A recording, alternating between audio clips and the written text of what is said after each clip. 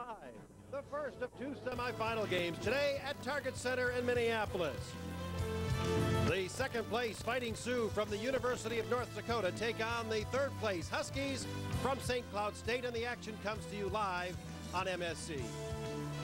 Hello again, everyone, and happy St. Patrick's Day to one and all. Along with Tom Reed and Doug Woog, I'm Frank Motzko. Thanks for joining us for this first semifinal game, which we thought coming into this week was going to be a matchup of two of the league's top goaltenders. But just a few days ago, the first-team All-WCHA goaltender Karl Goehring from the University of North Dakota suffered a concussion. He will not be in action today. Scott Meyer will be in the lineup for the Huskies, Doug Woog, and still, that will be a very good show for hockey fans. No question. He led the league in shutouts. He had a .931 goal percentage. Phenomenal, actually. Many people thought he should have been the #1 goaltender in the league on the awards yesterday, but obviously the vote went against him. Still, for the Fighting Sioux, Tom, they'll be playing with Andy Kollar in the nets, and that won't be much of a drop-off for him. Well, it certainly won't. Karl Goehring with a concussion does not get a chance to play. He has headaches. Andy Kollar also has a concussion, but he does not have the headaches. He will get the call, but this youngster has only had 3 losses, Frank, in the last 2 years. You look at the comparison between Kollar and Goehring, there's not much difference here, but also when you've got that much of a spread in goals against, you know your team will step up and certainly help you. Both of these squads bring some size to the ice, and one of them among the leading scorers is Lee Goehring, who will check in at 6'2". This is a very imposing force, Doug, who can also put the puck in the net. Well, he just seems to score big goals. Maybe it's just the games that I watch, but on the highlights that I see, he's always the guy. There he gets one against the Gulfs. He's gotten some big ones against the Badgers, and he's a big guy. He led the league in goals, so he's had a terrific year. And as well as size for the Huskies, and a big defenseman in Mike Pudlick, Tom, who was a first-team All-WCHA defenseman at 6'3". And deservedly so, Frank. He had a tremendous year. 28 points he's now picked up this year. Last year he was the outstanding freshman for the Huskies. He's big, he's strong, and he's very offensive. He knows how to move that puck. The Fighting Sioux are ranked 3rd in the nation right now. They should have no trouble making it to the NCAA tournament. But the Huskies from St. Cloud State are one of 3 bubble teams in this league. They need some wins. We'll have the Dodge Challenge here from Target Center right after this timeout on MSC.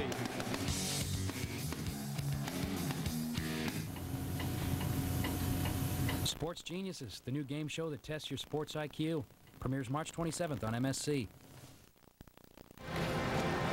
And welcome back to Target Center as we get ready for our face-off to get this semifinal game underway. Let's take a look at the 2 goaltenders a little bit more closely. First of all, there on the left of the visiting Huskies, Scott Meyer. Well, no question. This is a youngster with 19 victories on the year. What a tremendous year he has had. And as we said before, this team, you're only as good as your goaltender in so many cases, and he certainly has brought them to a new level. Andy Kollar on the other side, of course, he has not played quite as much as his counterpart, and of course from Karl Goehring, who's out with a concussion. But Kollar is just a sophomore out of Winnipeg. He's one of those players with some USHL experience playing at Fargo-Moorhead, and has only had 3 losses in his career, 2 of them coming this year. But a very good goals against and a good save percentage should contain the Huskies throughout this game. But this should be a very hard-fought, I think, physical brand of game coming from the Husky side. They want to use the size that we talked about. They've got some big kids out there, and they're going to try and slow those speedsters down as best they can. Let's go to the Grand Casino all-time series where the Fighting Sioux have a healthy lead of 29 wins to 17. The Sioux have also won 7 of the last 10 games head-to-head. Scott Meyer's 2.07 goals against average, good for 2nd best overall in the league. Andy Kollar is not ranked. Even though he's played, 12 games or so, he still does not have enough minutes to be included in the official statistics. But Meyer has been a good one, and a lot of people say might be the MVP of this team as well. From the face-off out at center, the Huskies control, and this semifinal game is underway. The winner of this game plays the winner of tonight's matchup between Minnesota and Wisconsin. It's chipped away in the North Dakota end by Chad Mazurek, but still not out of the zone. And Tyler Arnason's first shot goes wide of the target, and Big Lee Goehring goes over to get it. An alternate captain for the Fighting Sioux pushes it out at center ice, and then it's redirected back to center. Brandon Sampere brings it in, he feeds it ahead to Hardigan, and that shot just missed the crossbar and went high. Hardigan, an extremely explosive player. He's going to be a good one for many years to come. Oh, a great centering pass, and Mazurek had an easy layup and a goal. Wow, 2 great chances in a row. They stifle they come back. The Sioux go on a counterattack and make a great play. What a great pass. Well, it was. I think a couple of the Huskies got trapped with each other, and that left the wing wide open. And that allowed Meyer just coming in here. Watch Hardigan coming here first of all. Tries to go up high, just not able to click right here. You got two behind the net, and then coming the opposite way. You watch as he just comes on the outside, and you see falling down. And that left Meyer all by himself. He comes in there, he just tucks her away. And very quickly, as you mentioned, Frank, just a perfect pass coming across from Beta. And of course, a 1-0 lead at this stage of the game, just 40 seconds into it, gives the Fighting Sioux a big lift. That was a beautiful, beautiful play. Nice to see the defenseman jump up in the offense. And Ryan Breda, he saw the player coming in, which Mezerak gave him a great pass. Now big Mike Commodore goes back for the puck. Apparently we got a goal light that's not working. Maybe at the Husky end of the ice. We'll have to watch for that as play goes on. Brad Defoe at center lost it for the University of North Dakota, wearing their home whites. Commodore after the puck, and they'll get challenged in a hurry and sandwiched between a couple of players, including Keith Anderson of the Huskies. Back to get the puck is Mike Pudlick, number 22. Brad Defoe after it. He takes a check there from Brian Gaffney. And the Huskies relay it to center ice, where it'll be picked up by Tim O'Connell, who dumps it back into St. Cloud territory. If you're just joining us, it only took 40 seconds for the Fighting Sioux to get on the board. Now the puck is brought in by Motzko. Joe Motzko for the Huskies. Goes cross rink with a pass. And the loose puck played ahead, but Richie Larson laying a pretty good hit into Chris Lundbohm. Behind the Husky net, Arnason with a pass that's tipped by Larson and redirected at center ice by Aaron Schneekloth back in. And here's Gino Parrish to pick it up for St. Cloud State.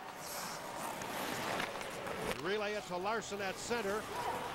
Long, hard slap shot wide of the mark and wide of Andy Kollar. Here's Kevin Spiewak. His pass nearly picked off out at center ice by Peter Thorson, who is back in the action for the Huskies after a long recovery from a knee injury. Just too far for Panzer at center, and now here's Doobie Westcott, the defenseman, dumping it in. Hops up on the far side. Matt Bailey trying to relay it in. Knocked down there by Schneekloth. And Schneekloth scoots it around. Jason Noterman. And he redirects it to center ice where it's picked off. Gaffney played it ahead. It'll be picked off by Paul Murphy. Actually, Noterman dumping it in. Tom Lund trying to get it out of the zone. It comes right back to him behind the net.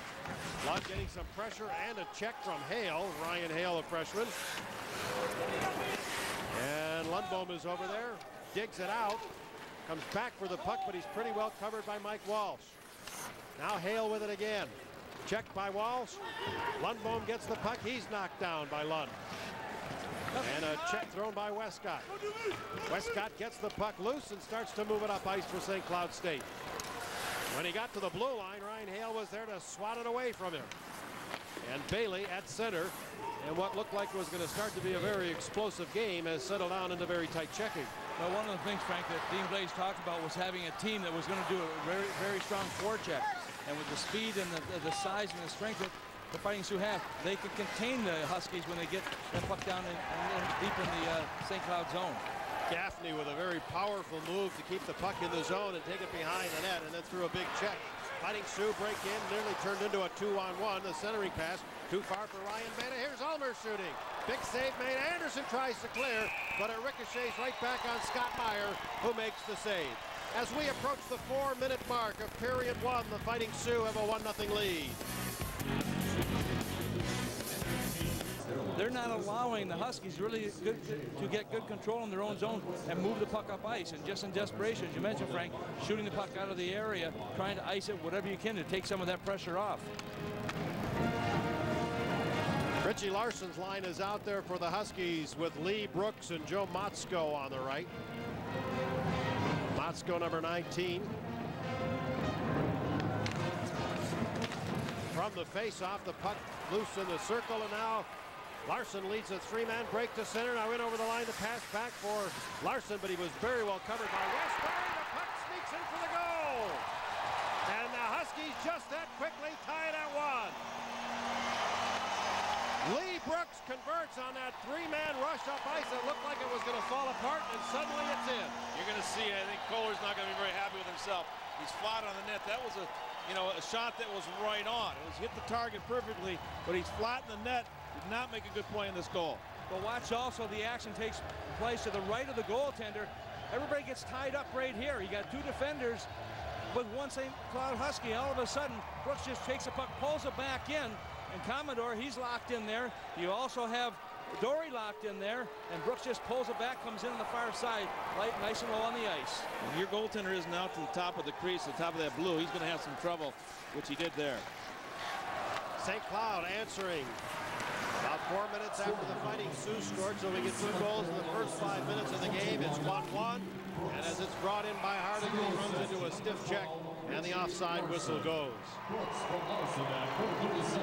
Larson will get the only assist on that one, as he did have some control of the puck, although I think there was a North Dakota player who got a piece of it.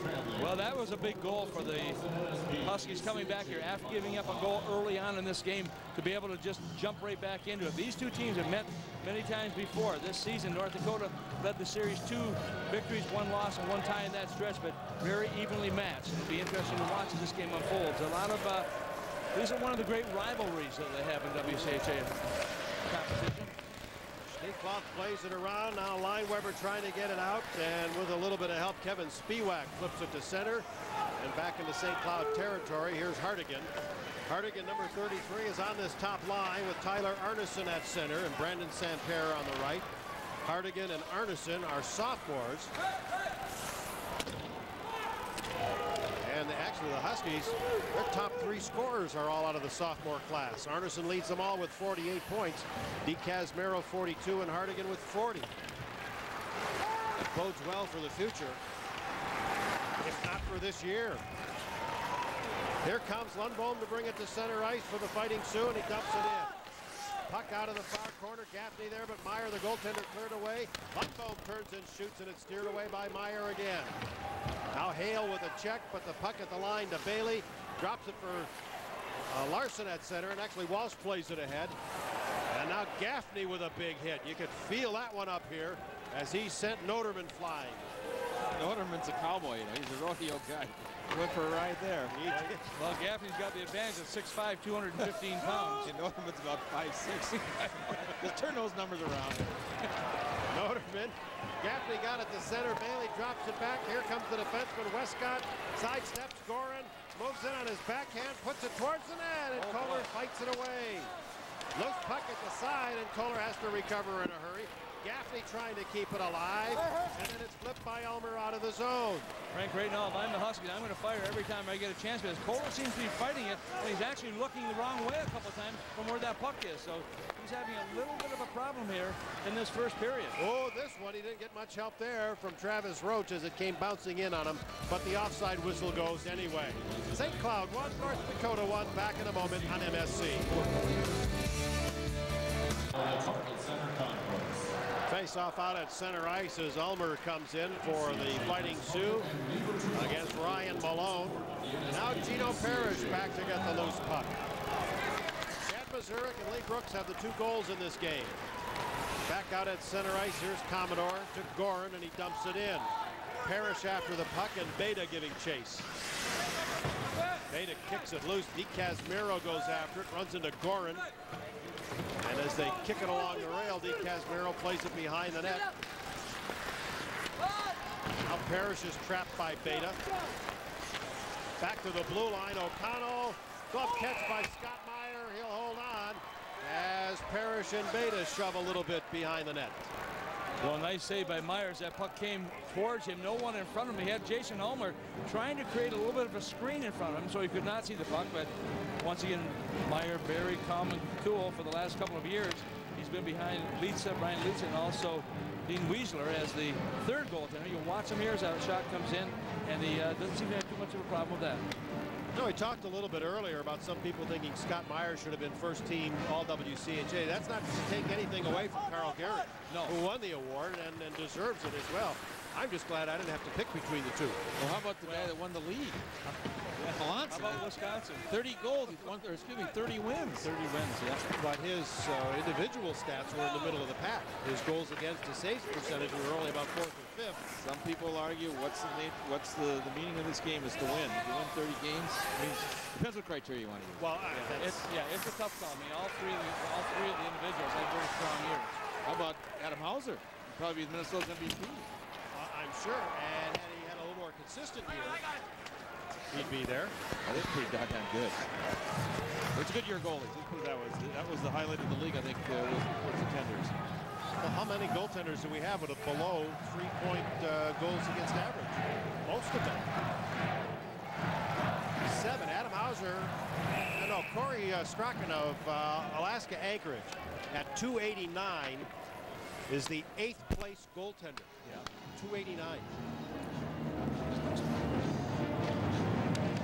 Switch over to our Ream team and look a little bit offensively here for Mark Hartigan, who's red hot, and what a great year he's having. Well, he has. One of the reasons he's got such a great stick, Frank, this guy has had 11 multi-point games this year.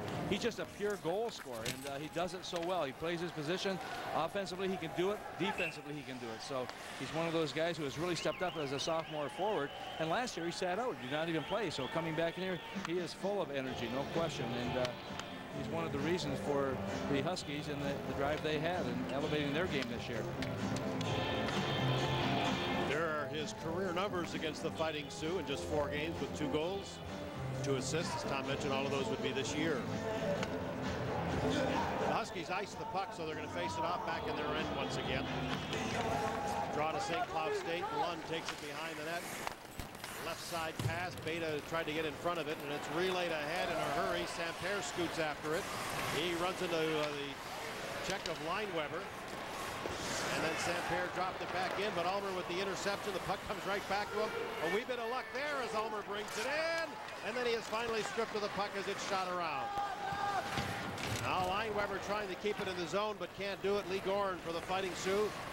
Going across in the defensive zone. Here's Lineweber once more. His partner, Aaron Schneekloth, who goes after the loose puck. Now Schneekloth engineers at the center for Goehring, but his pass is picked up by for Hartigan. And then Hartigan's relay ahead to Samper. Arnason just failed to work, and that would have been a breakaway. We remain 1-1 here at Target Center in this semifinal game. Well, we've had a little bit of kind of a lull every once in a while in this game too, Frank. There's a lot of giveaways back and forth. Passes just a little bit off the target. Spurts here and there. Zurich dumps it in. He has the game's first goal. From behind the net, Ryan Malone. Gino Parrish back out at center to Malone. Deke Casmero shooting it in. Kollar kicks it into the corner. And as the goal comes loose, we'll get a whistle from referee Mike Schmidt. Well, everybody goes for that net now. Days that we talked about, and Doug, as a coach, do you tell the guys go hard for the net, don't worry about because you won't get hurt? Well, I don't know if you tell me you won't get hurt. They got that figured out, but you want them to go there because that's where the action is. I don't know if we can get a replay on that save. That was kind of a strange way. The puck didn't get control; it just kicked right into the corner. And with you, Tom, I think he's fighting things. Yeah, I think he is right now. You know, all of a sudden he's thrown it into this situation. You can see here, and it doesn't take much for that net to come off, but when you get about 200 pounds going towards it, it's that velocity. Well, that's where the rebounds are. You know, that's where you got to drive the knee back. You got to make the plays at the goal mouth. If you're going to win, you got to win on rebounds and deflections, tips, and things like that. They're not the pretty plays that win the games for you. Coming up on the halfway point of the period, it's tied at a goal apiece. Deke Casmero held up in the corner on the checking by Ryan Lundbom, the sophomore. Rozo. And at the side of the net, it's dug out again. Malone. Up the middle for Deke Casmero. It was deflected, and Kollar had to reach back for that one. Right in front. And Kollar, I think, right up, and now Deke Casmero fans on it. Parrish at the blue line, shooting it around. Anderson in the corner takes it. Here's Malone. Right up the middle for Parrish, and he chips it wide of the target. Deke Casmero turns and flails away, and now what the Huskies are doing is getting the puck towards the net. Big hit on the far side by Mazurek. I think he's going to go. Roche touches the puck, and the first penalty of this game for boarding will go against the Fighting Sioux. The Huskies in a flurry, but we're still tied at 1. I just love this Malone guy. Watch the work he does. This whole shift, pulls that puck. He started that whole thing out by controlling the puck in the corner. Now he comes back on the other side. He makes a pass out here that almost goes in as well. I watched him play in St. Cloud last week against the Bulldogs, and he was phenomenal. He bangs guys. It kind of shows NHL presence. I think his family, his dad's a scout for the Pittsburgh Penguins, and he's just a player. He just knows how to play the game, both physically and mentally. Yeah, Greg is a chief scout for Pittsburgh, and so he's got that hockey blood in him. No question that Kollar, though, I thought had just a tremendous number of quality saves there, Frank. Not very tall, but I'll tell you, he was able to kick those legs out. He's just 5'7". He's the smaller of the two goaltenders. Goehring is 5'7", but Goehring's got 20 pounds on him. He's 160. Big guy. Pass right up the middle and deflected through the crease, right up the middle again. Here's a shot by Samper. Panther tracks it down in the corner, gets it in the air, gets it out of the zone. I'll tell you, the Huskies are doing a tremendous job in this power play. They certainly are being able to get control of that puck, but also good pressure that they've applied to draw that penalty. Here comes Samper. Chase to the corner, and he is checked pretty good there by Schneekloth. Now O'Connell with a hit. DeCasmero picks it up in the corner. A lot of time on the Husky power play. Pudlick firing away. That's off a stick. And it is back at the line for Samper. Now down low for Arnason. That stick, that puck is like glue on their sticks there. It will not come off very easily. And out of the scrap, the Huskies maintain control, putting it in front for Arnason. Here's Hardigan. Back at the line. A blast by Samper. It doesn't reach the net. And it's cleared out of the zone by Spiewak. Spiewak just took a look down the center of the ice and saw it was open. They needed a quick line change here. I think the players are getting a little tired killing off this penalty. Gino Parrish goes cross rink. Half minute to go in the power play. Brought in. The centering pass for Parrish, and it's tipped off his stick just over top of the net. That was Malone again. That's about his fourth good pass he's made. Here's a steal by Ulmer. Short-handed break up ice. He's being checked. He gets the shot off. Meyer makes the big save, and Westcott clears it away. A strong rush up ice by Ulmer. Boy, he was really fighting through checks on that one. The stick work was pretty good on it. Well, he was. Motzko lost a puck initially, and he was the guy who was back there trying to catch up to him. Westcott bringing it in. The penalty now is over as Mazurek is back on. The penalty killers do the job, but there's been great pressure here by the Huskies in the first period. Commodore back after the puck in a 1-1 game. Out of the corner. And it's played by Defoe at center ice, but it hits a skate. The Huskies jump on it in a hurry, and it's dumped in by Walsh. And then a big collision. Here's Defoe. Westcott at center. Commodore just took a run at Mike Walsh. Yeah, that might have been a penalty. And it's loose at the line once more. But St. Cloud is either winning the races to the loose pucks, or the loose pucks are coming to them nearly constantly here in the last 5 minutes. Out to center ice, onto the stick of Wes Dory. He crosses center and dumps it in. Meyer there to play it away. Dory picks it up in the corner, fires it all the way across. Now the Huskies with Motzko and a pass that bounces at the line. They had to touch up, it would have been offside. Brooks in on the forecheck. He has the Huskies' only goal. Far side, Motzko digs it out. Turned aside by Dory. Motzko looking for Brooks right up the middle. Now for Larson, but the pass was picked off. And then nearly tipped again by Brooks. Bailey goes after it, clears it out of the zone. Lineweber plays it back in. And again, St. Cloud staying with control. This is Pudlick, 6 minutes to go. Puck tipped at center, no icing. And Lineweber after it. Lundbo gets it out to center ice. Samper couldn't control it. Hale with a check on the far side. And as it's loose, it comes free to Arnason. His pass to the line is blocked. Arnason carries it in. Might get the shot off. He does, and it hit the post. And Lundbo is there to pick it up in the corner. Back out at center. Oh, the Huskies are doing everything but score. Here's Hale. Checked in the corner, lays it back for Lundbo. That's off his stick. Three-man Husky rush to center. Arnason in the slot. Hard again. Kollar to save, and the rebound hits the outside. Hardigan gets the puck, but Lundholm clears it away. Now Mazurek is jammed up by Samper. The puck is loose, and it'll be grabbed by Roche. He can't get it out of the zone. Arnason at the line, and then Parrish dumps it in. Roche gets it to Beta at center, and all he can do is tip it ahead. Westcott takes it away.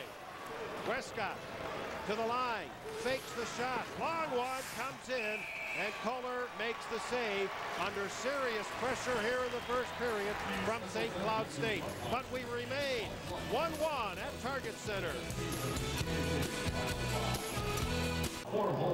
Well, he's just a sophomore, but I tell you, he handles this puck like an old pro, and that's Tyler Arnason. Does a good job here of positioning his body, protecting that puck, and then getting himself in a position to get the shot away.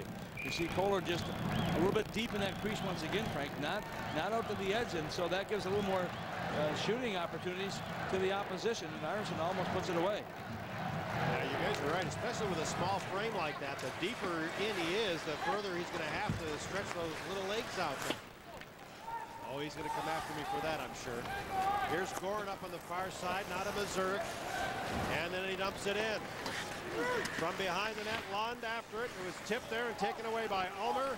Ulmer plays it to the side for Goehring. Now Beta, the shot comes off the glass, flips over the glass, and goes out of play. Well, we talk about opportunities. When you get the opportunity, you've got to get the shot to the target, make the most of it. And when you have a guy like Beta in perfect position, you want to make sure you're going to get it to that netminder. He has been a tremendous player for this team. You look at the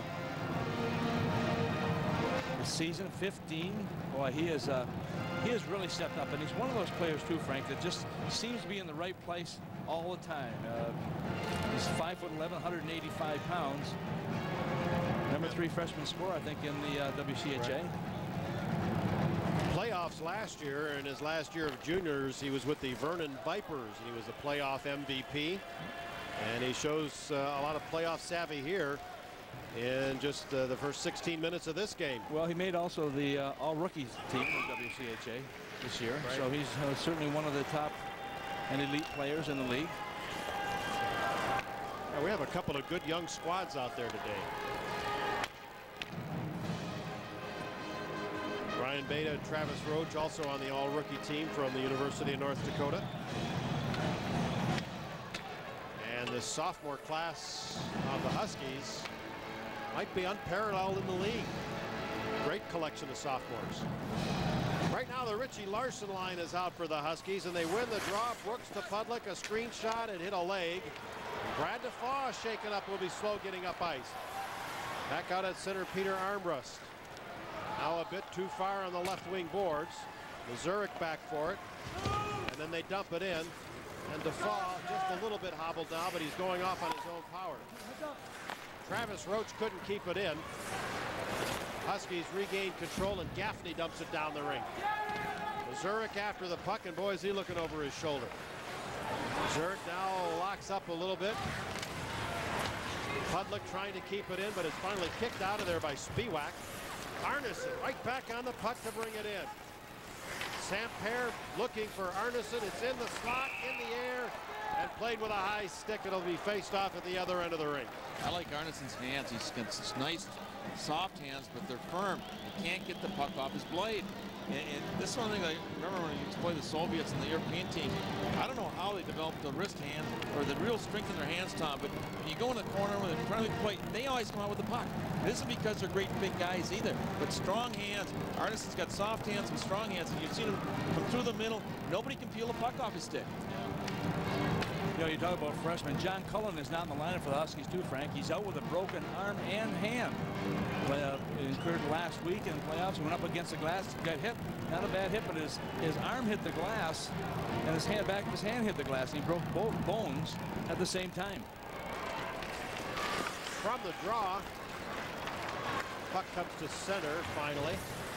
Who remembers the last North Dakota shot on goal? Oh, it was a 4-minute mark.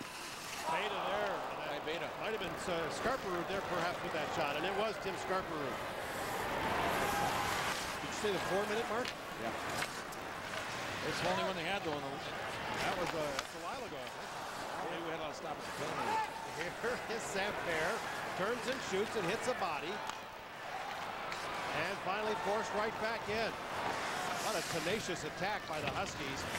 Big hit thrown in the corner by Panzer. A block by Parrish. He puts it in front. And they have to chip it out of the zone. St. Cloud State will not let North Dakota up for air. Here's Spiewak. And nowhere to go with it. His team in the midst of a change. As we have 2.5 minutes left in the period. Back to get it now, Big Mike O'Connell. Here's O'Connell with the puck. Pass was too far and too hard for Noterman, so it'll be icing against the Fighting Sioux. Frank, what you're seeing is if Nodak gets the puck in the offensive zone, it doesn't stay there very long. And the problem is that they don't have a second and third guy coming into play, which indicates to me that Coach BLAIS got to get his guys jacked up. They got to get a little more intense. You can't do it with one guy. One guy hits the man, next guy's got to come and get the loose puck and force the next puck to go someplace else. You're not seeing that. That's why there's been very little shots. And, you know, that was 4-2 at the 10-minute mark. Now they got 6, and the Huskies got 11. So it's really become a dominantly territorially for the Huskies. They just dominated the game. And what's happening in the North Dakota end to keep them so bottled up? Well, they're getting in. They got 1 or 2 guys going in there, not standing around. Every loose puck's going at the Huskies. Lund got that shot through. It was saved. Here's a loose puck that comes to DeCasmero. And Mazurek tries to play it ahead. Brought down the rink, and Scott Meyer goes after it. And now he plays it off the glass all the way to center for Anderson. Anderson on the left wing gets it over to the far board. Bailey moving in. Pass comes through. Here's Anderson shooting. Kollar gets a stick on it. Bailey on the far side to knock it around. DeCasmero couldn't control. Lundbohm walks it into a crowd. Bailey got a piece of it. Comes right back up with the puck. 90 seconds to go in the period. Here's Nate DeCasmero. And as he goes after the puck, it's Westcott to keep it in. Back for DeCasmero. He tips one on goal. And finally, Mazurek works it to the outside. Malone there to knock it away from him. And Westcott blocks it. Noterman gets it again, and Noterman brings it to center. Has to dump it in. And the Huskies will get another chance here with a minute to go. 1 minute remaining in the period. Larson from center ice shooting it in. Motzko blocks the clearing attempt by Kollar. And now it's worked back out at center ice. Ulmer ahead to Goehring. Goehring trying to get around Pudlick. Goehring centers it. It comes all the way through to O'Connell for a one-timer. Way wide of the mark. And back to the corner again. Ulmer plays it away. Gaffney over there to get it. He is tied up by Goehring with a half minute to go. And it's chipped out of the zone by Brooks. Now Roche, bothered by Motzko, gets it over to Ulmer finally to the defenseman O'Connell, who spins to get control and then is able to get it in the zone. As time winds down, Gaffney behind his own net. The pass to the line is broken up by Roche. He centers it right in front for Beta. And Scott Meyer right there to make a huge save. Not many tests on Scott Meyer of late, but that one prevented North Dakota from going up 2-1 after being dominated here in this first period of play. The Huskies with a 14-7 edge in shots on goal.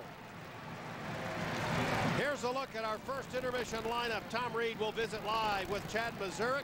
We'll talk to the coach of the Huskies, Craig Dahl. Plus, we'll bring you highlights and stats here from Target Center. In this first semifinal game after one period, it's St. Cloud State 1, North Dakota 1. Welcome back to Target Center and the 2000 NSP WCHA Final Five with Doug Woog and Tom Reed. I'm Frank Mazzocco. Good morning. What's going on? What's all that noise? There we go. Hey, a little nap never hurts anybody. We got 2 games to go through here today. Yeah. Do they have to pay the full fare? Yes, they do. Actually, they have Even to play if you sleep? It's extra charge for I always sleep. talk about the size. Just if your lids are down when you walk in. You pay extra. You get the sleeping, the coach room. So which one of you guys is going to do the Irish accent next? Is that Irish? you were so funny. Oh, I thought I said I was going to do an Irish accent. Add to yours. Yeah, you can tell I lost the contest. We had a People are contest. going to stay home next year just to hear you. Yeah. I'll be one of them. Ooh, I better not say that. Well, again, a happy St. Patrick's Day to one and all. And as you can see, despite the wearing of the green today. There's plenty of red. Oh, bless their hearts. I was supposed to be Irish. Oh, bless their hearts. We do miss them. Yeah. Well, they got their green. The North Stars, I mean, not these two guys, but we. When I first came here, I thought that was a compass. I didn't know that. Oh, dear. You're so easily led, Tom, but we love you anyway. Second period is underway. A steal by Missouri. He brings it in. 2-on-1. Meyer, a big save, and he slaps down on the rebound. Boy, was that off to a quick start. A 2-on-1 jump right from the opening faceoff. Well, once again, we talked about defensemen being able to jump into the rush, and that's Missouri coming in here. He scored the first goal of this game, remember, stepping in at the 42nd mark. But on the faceoff, he comes in, makes a nice play here, too. You don't want to make a pass there because you got a stick in front of you. Take the shot, hope it goes in. At the same time, there may be a rebound. If you got teammates coming in from the opposite side, and Meyer doing an equally good job there, coming out a little bit far, be able to cut down that angle. You guys have a lot of technical explanations about what makes a good goaltender. I have a simple one. Does he look like a goalie? Scott Meyer looks like a goalie. Can he stop the puck? Well, Pudlick helped him too because he took away the pass across and he just had to handle the shooter, which is a great job. So they played it well together. Up on the far side, here's Ulmer. But likewise, if your guy on in front of you knows that you're going to be able to handle the puck, he can make some plays that he might not otherwise be able to make, rather than worry about whether you're going to give up a big rebound or not. Here's Goehring waiting for the puck to come to him. Oh, and hands it away to Hardigan. Hardigan takes it to the corner and centers it. That one right got through the legs of Samper. Back at center, making a 4-on-1 break. Ulmer in the slot to Goehring. Back to Ulmer. They were in too deep. And now here's a tuck in for Ulmer, for Goehring in the goal. And the Fighting Sioux have regained the lead. And boy, was that a crazy play. Frank, this first few minutes and 1 second has been a comedy of errors on this ice. We've seen that puck squirt through the crease. How many times no one could handle it? And even on the goal. We're going to be able to see this rush here, and you see why Goehring is able to get in deep. Gaffney's got the stick in front, which he doesn't keep Goehring at bay far enough away. You can't have that stick across in front of your chest. You got to have it out on the ice, so the offensive player has to be further away from you. The other part of that too is Goehring had the speed coming across, and Gaffney didn't. And so when you're backing up and that guy breaks on the outside of you, boy, it's tough to make that turn, especially with his size. Hardigan one-on-one, the puck bobbled on him. It's back out to center ice. Here comes Panzer ahead for the Fighting Sioux. The return pass for Panzer skips all the way through. And the Huskies fly out of their own end, a 4-on-2 rush again. Hardigan, the drop for Pudlick, and his shot was broken up by Roche. Boy, did they wheel out of there in a hurry. Panzer jumps on the loose puck and out 2-on-1 the other way. Panzer slap shot, Meyer the save. Rebound cleared by Hardigan. Broken up far side and dumped right back in by Scarperud. This looks a little bit like the set of drills. It's 1 3-on-2 rush, 1 2-on-1. I mean, right, these on the whistle, rushes. Next group goes. Yeah, right. Who's up? Who's up? Yellow. Odd man rushes. Oh, once again, the goaltender was looking the opposite way. He wasn't quite sure where the puck was. But as you call it, a 4-on-1 break. Coming in here all of a sudden, you want to control it. That's what Ulmer does. He drops it back, a little late there. He takes a shot, that hits the pipe, goes off of other bodies. And look at the spinorama that Meyer is doing right there. And Goehring, who can put the puck in the net, standing on the doorstep, he puts it away and has given his team a one-goal lead here. They lead 2-1. Off the pipe, off a skate, back the opposite way, and all of a sudden it's in the net. Time you hit it right in the button. Lee Goehring did not go over the goal line. He stopped. A lot of players that continue to go behind the goal. It's over. Yeah. He gets a rebound because he stays in front of the goal line. Well, there's a reason why he's second in the scoring on the team. Picks up his second point in the game as well. They added an assist to Lee Goehring on the first goal of this game, the one scored by Missouri. And now Goehring gets his 28th goal of the year from Ulmer at 101. And the Fighting Sioux have a 2-1 lead in this one, and they're being outshot 14-7. And they dump the puck down the rink. Lund will go after it. Actually, you know what? I don't think they've updated the scoreboard here at Target Center. In the slot, it comes loose. We've had at least a couple of shots at either end here. You're right. It's a good thing they're electric. They are able to update it once every 5 minutes. Here's O'Connell back for the puck. Now Wes Goehring goes after it. Westcott. And now up the middle, it is carried by St. Cloud's Derek Eastman, the freshman defenseman. Motzko had it for a moment. Armbrust takes it away, brings it in with Dory, gets the shot off, and goes wide. And now chipped out at center ice. Brought in by the Huskies as Motzko made his move to the net. It was cleared by Kollar. He goes into a dancing act. It's loose at the side, but it will not go in. That was a ballet down there. Well, that Pudlick has come from Mexico. I think I got it now, Doug. Jumping beans, Good right? for you. All good right. For you. Good for you. Watch that thing bouncing around there. You got it here. You watch the puck as it comes back in front. Look at the position of Kollar, too. He's still on his skates right there, and it's still bouncing. And all of a sudden, it comes to the far side. You see just trying to shovel it in. Joe Motzko gets in a position there, but he can't pull the trigger there. And right there, you see Kollar having a problem trying to get that puck down the zone. And all of a sudden, he's down. Once he's down, he's out. But look where his stick is. It comes back across the crease area where he's able to get a piece of it and finally get it tucked into his body. Draw to the Huskies. They play it to the line. A long shot by Pudlick comes all the way through. Gaffney fires away high. Back at the line for Pudlick. A bullet right on and a big save made by the goaltender Kollar, and now Ulmer. Out at center ice, Goehring trying to break in. Goehring right in around the D, and Meyer a big save. The goal has come loose, and what a strong move to the net by Goehring. Well, he's got the speed. He's a big, strong kid, as we talked about before. 6'3", 205. He just moves around and he comes in. Back in a moment. They're going to really kill somebody. There's a look at a couple of the WCHA coaches. Don Lucia on the left and the former coach of the Bulldogs, Mike Sertich, who are very good friends growing up in the Grand Rapids area. You know, it's kind of nice to see that we're kind of kidding about the open action, but it's a heck of a lot more fun to watch than clutching and grabbing and then the dump in and one guy go and lock up on the wingers, left wing locks, double locks. This is fun. Which is easier, which is more fun to coach? Well, you kind of have to keep awake when you do the other stuff. When you lock up, nothing goes on. Kids like to play when it's opened up, Frank. Lund brings it ahead, and as he carries it to the line, the offside whistle stops the play. Steve Casimiro was on the far side. He just took that extra step trying to get that quick jump to get that puck. He's a good player. I mean he's a Casimiro, yes, he is. He's a, you know, that's maybe an understatement. He's works very hard. He's a leader out there. Yeah, he's got 42 points on the year. He's got points in 6 straight games. In 13 games, he'd have multi-points games this year, and that tells you that he certainly is involved. He's consistent. Commodore flips it out to center. It's chipped away, brought back in by Dory. Westcott goes after it. Takes a crack there from Defoe behind the net. And the Huskies work at the center, but Commodore intercepts. They turn it around to Armbrust, who brings it in. Armbrust runs into a check. And then the puck finally comes free. Anderson plays it out at center ice, doesn't connect with Casimiro, and Dory dumps it back in for North Dakota. Lund behind his own net. Teams are both skating well right now. If you're going to touch the puck, you better be ready to do something with it in a hurry. Here's Commodore to shoot it back in. Story in the corner takes the check. Hale after the puck. Westcott also waiting for it to come loose.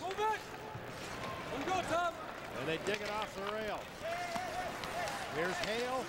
Puts it right at the side. Dory's backhand was stopped by Scott Meyer, and he holds on. Well, Dory just pushing through right there. He almost had a chance to put it away. He was being bothered at the same time by Tommy Lund, but still got the shot away. Time for our Tires Plus trivia question. Which is the only WCHA team Dean BLAIS has a losing playoff record against?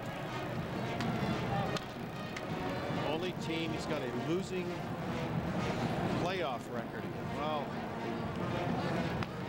who hasn't he played? Start there. Well, that wouldn't be losing. No, I'm I know. trying to eliminate. Yeah. How did you do against them in playoffs?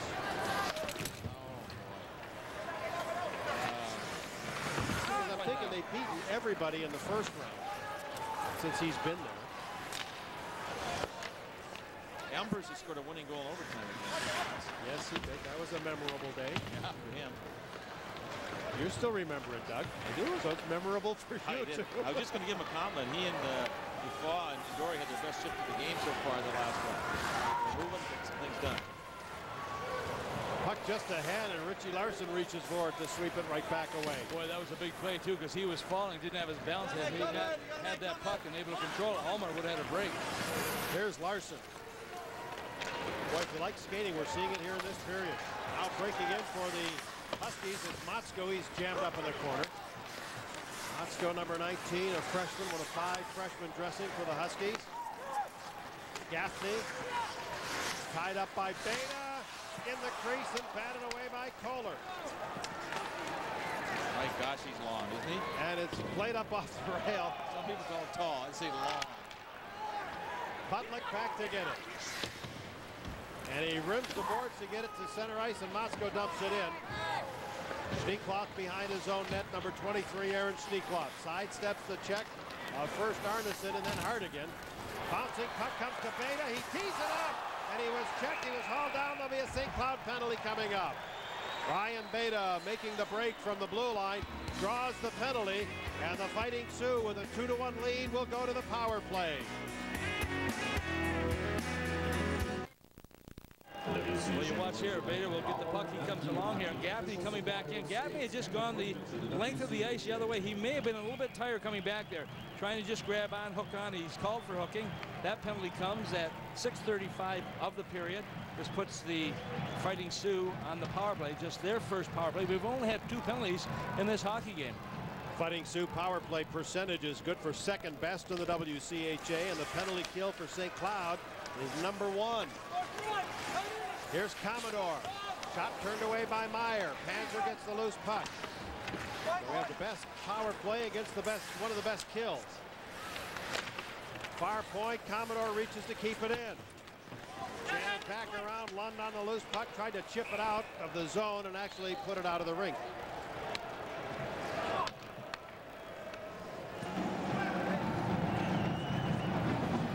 Fighting Sioux with the manpower advantage in our Jeep Superstat.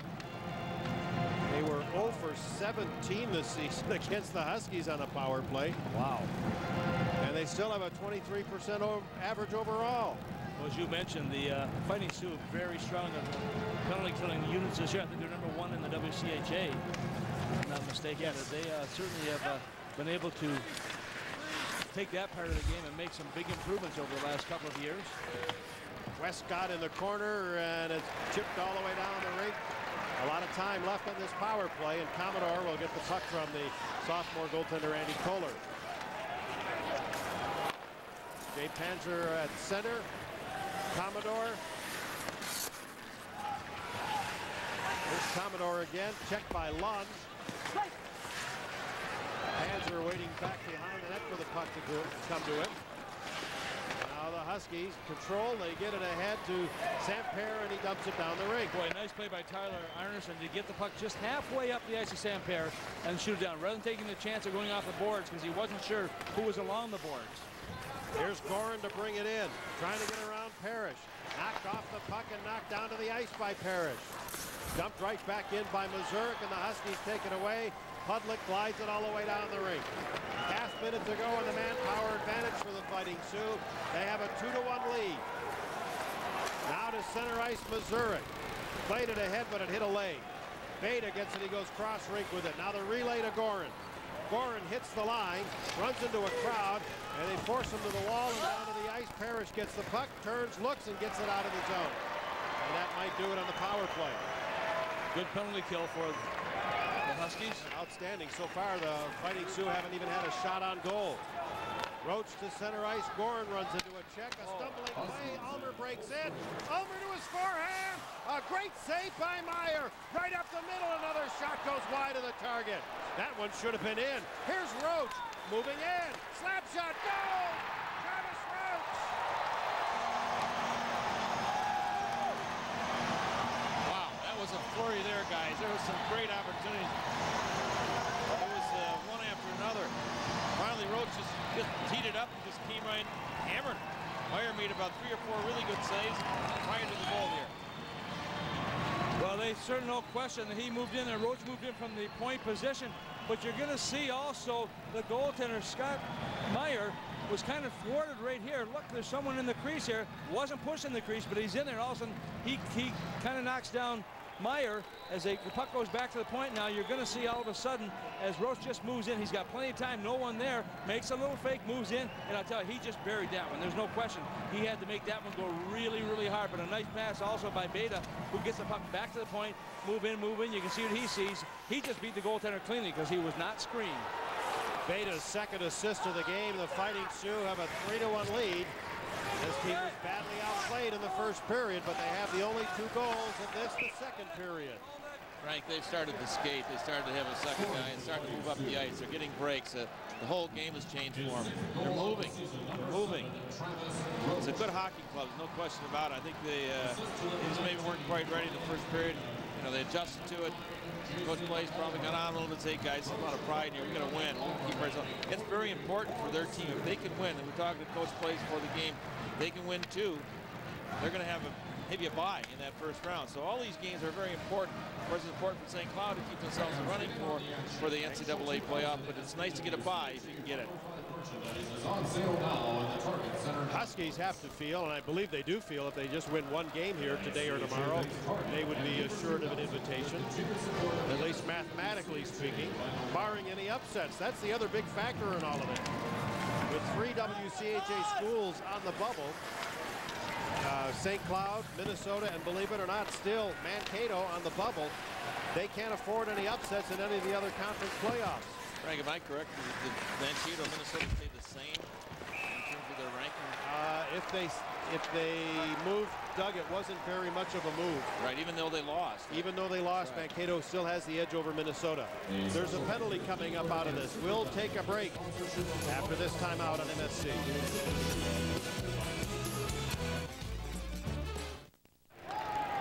Well, Tim O'Connell's going to be called for charging right here. He comes in from behind the net. May have taken a few steps prior to that, but nonetheless, this will be a shorthanded situation for the Fighting Sioux. St. Cloud on their second power play. Husky power play unit ranks 4th in the WCHA. They came into the game at 21%. Here's Pudlick. A block that's loose, and the tuck-in try by Arnason behind the net. And nice shot by Pudlick. Here's Ulmer, who also received an assist on that 3rd North Dakota goal. So now Jason Ulmer with 2 assists today gives him 36 for the year and 53 points this season. Mazurek dumps it all the way back down. Arnason from behind his own net, number 8. Tyler Arnason, native of Winnipeg, bringing it in. Now Hardigan to the outside. Mike Hardigan washed by Mazurek. It's back to the line. Arnason, Pudlick chips it into the corner, gets a return pass, but he couldn't control it. He tried to turn the skate to control it with the blade, and he just lifted the skate a little bit too high. Well, Scott Meyer nearly gave that one away to Noterman. Commodore dumps it down the rink. A minute to go in the power play. St. Cloud would like to get Pudlick in the top in the middle, let him one time the puck. You got Arnason there, but it's not really their number 1 choice. Here comes Arnason to bring it in. He's into a crowd, and it's cleared right back out of the zone. Doobie Westcott for the Huskies plays it to Parrish, back to Westcott. No room to maneuver. He'll have to skate around Noterman. Tried to dump it in. It was blocked by Mazurek. And into the corner now. Picked up by Motzko. Back at the point. They work at the Parrish. The deflection won't go. And Noterman dumps it down the rink. The Fighting Sioux with 2 defenders right in front of their netminder, Kollar, and they were able to tie up the Huskies from getting to that loose puck. Out to center now comes Ryan Malone, brings it in over the line, took quite a whack from Lundvall. Now played behind the net by Anderson, right in front, goal! A perfect pass to Motzko, and the Huskies are within 1 with a power play goal. Beautiful play, beautiful play. Motzko finishes time. You want to read it off there? It was just a marvelous play. They got the puck in possession. Motzko finishes it. When you've got the man advantage, you want to make sure you get the puck to someone who's in the open. You come to the outside here, but you've got to get the puck to the center of the ice. And that's what happened. A little give and go right here. Watch the top of your screen. There's Motzko coming in as he moves in to that position. Stick down on the ice. You got a little holler, a little snap of the stick on the ice, whatever it takes to attract the attention of your teammate. It comes right into him. no question. He takes that, puts it away, and a big goal, his 8th goal of the season, but he brings his team within 1 goal here, and that's the key play, because we are just 8.5 minutes to go now in this second period, and you've got to keep this game close. You don't want to have this thing to open up, but a nice play also coming into that on the part of Ryan Malone that you talked about before, Doug, and he was the guy who set him up. Wasn't it a great pass? At the St. Cloud line, the rush is broken up by Gaffney. Roche crushed there by Gaffney. Arnason brings it in, goes to the backhand. Now to Saint-Pierre. Kollar to save, and the goal comes loose. And I don't believe the puck ever crossed the line. No, it didn't. Nice play offensively there. They just came in very nice. Little pass here, Arnason. Saint-Pierre. Excuse me, Doug, with about 8 minutes to go, we'll take a break on MSD, your WCHA connection. Obviously, they're no longer going to play their way in, but depending on what the committee decides to do and who they're going to let in, the Mavericks are still under consideration. From behind the net, it is controlled by Westcott. Long pass to center, Larson. Larson bringing it in. Larson with some stick handling at the line, centers it, it's up a skate and loose. Poked away by Roche. Here's Larson forcing it right back in. And a hard shot. Go fly to the target by Motzko, and an injured St. Cloud player in the left wing circle. Richie Larson got popped there. Yeah, he really did. He made the play. He was kind of reaching a little bit too, Frank. He had to go to the backhand initially, and he was reaching after he let the puck go. Everything went to the net, but he got hit pretty good. You're going to watch, and he has been a tremendous player for this team. He has really stepped up his game. I think it was Timmy O'Connell, which is not putting a blame, but he's a big dude. Yeah, watch right here. You see how he's reaching? He's got no place to protect himself, and he went down pretty heavily. And the way he's rolling, usually that's, that may be, I'm not sure if it's a shoulder or what it is.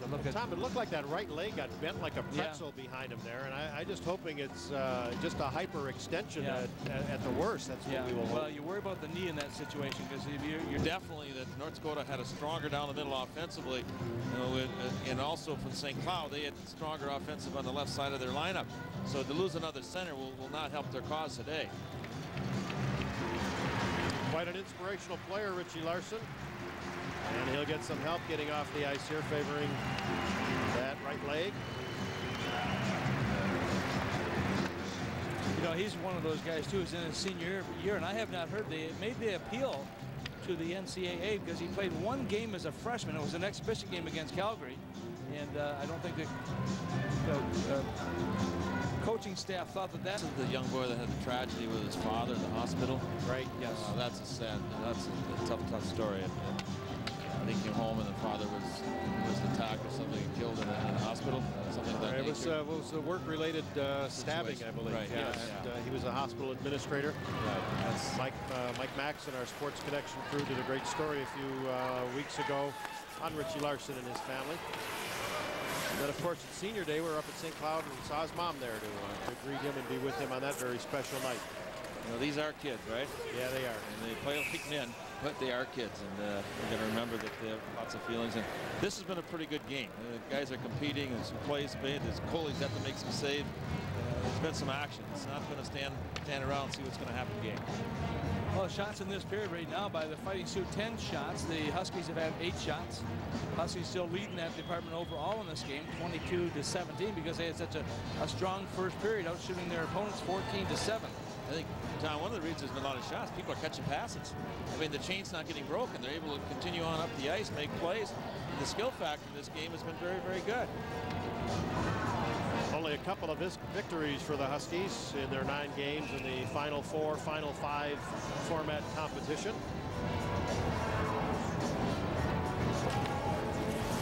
Huskies have made 1 NCAA appearance as an independent. I believe in their first year, was it not as a D1 program?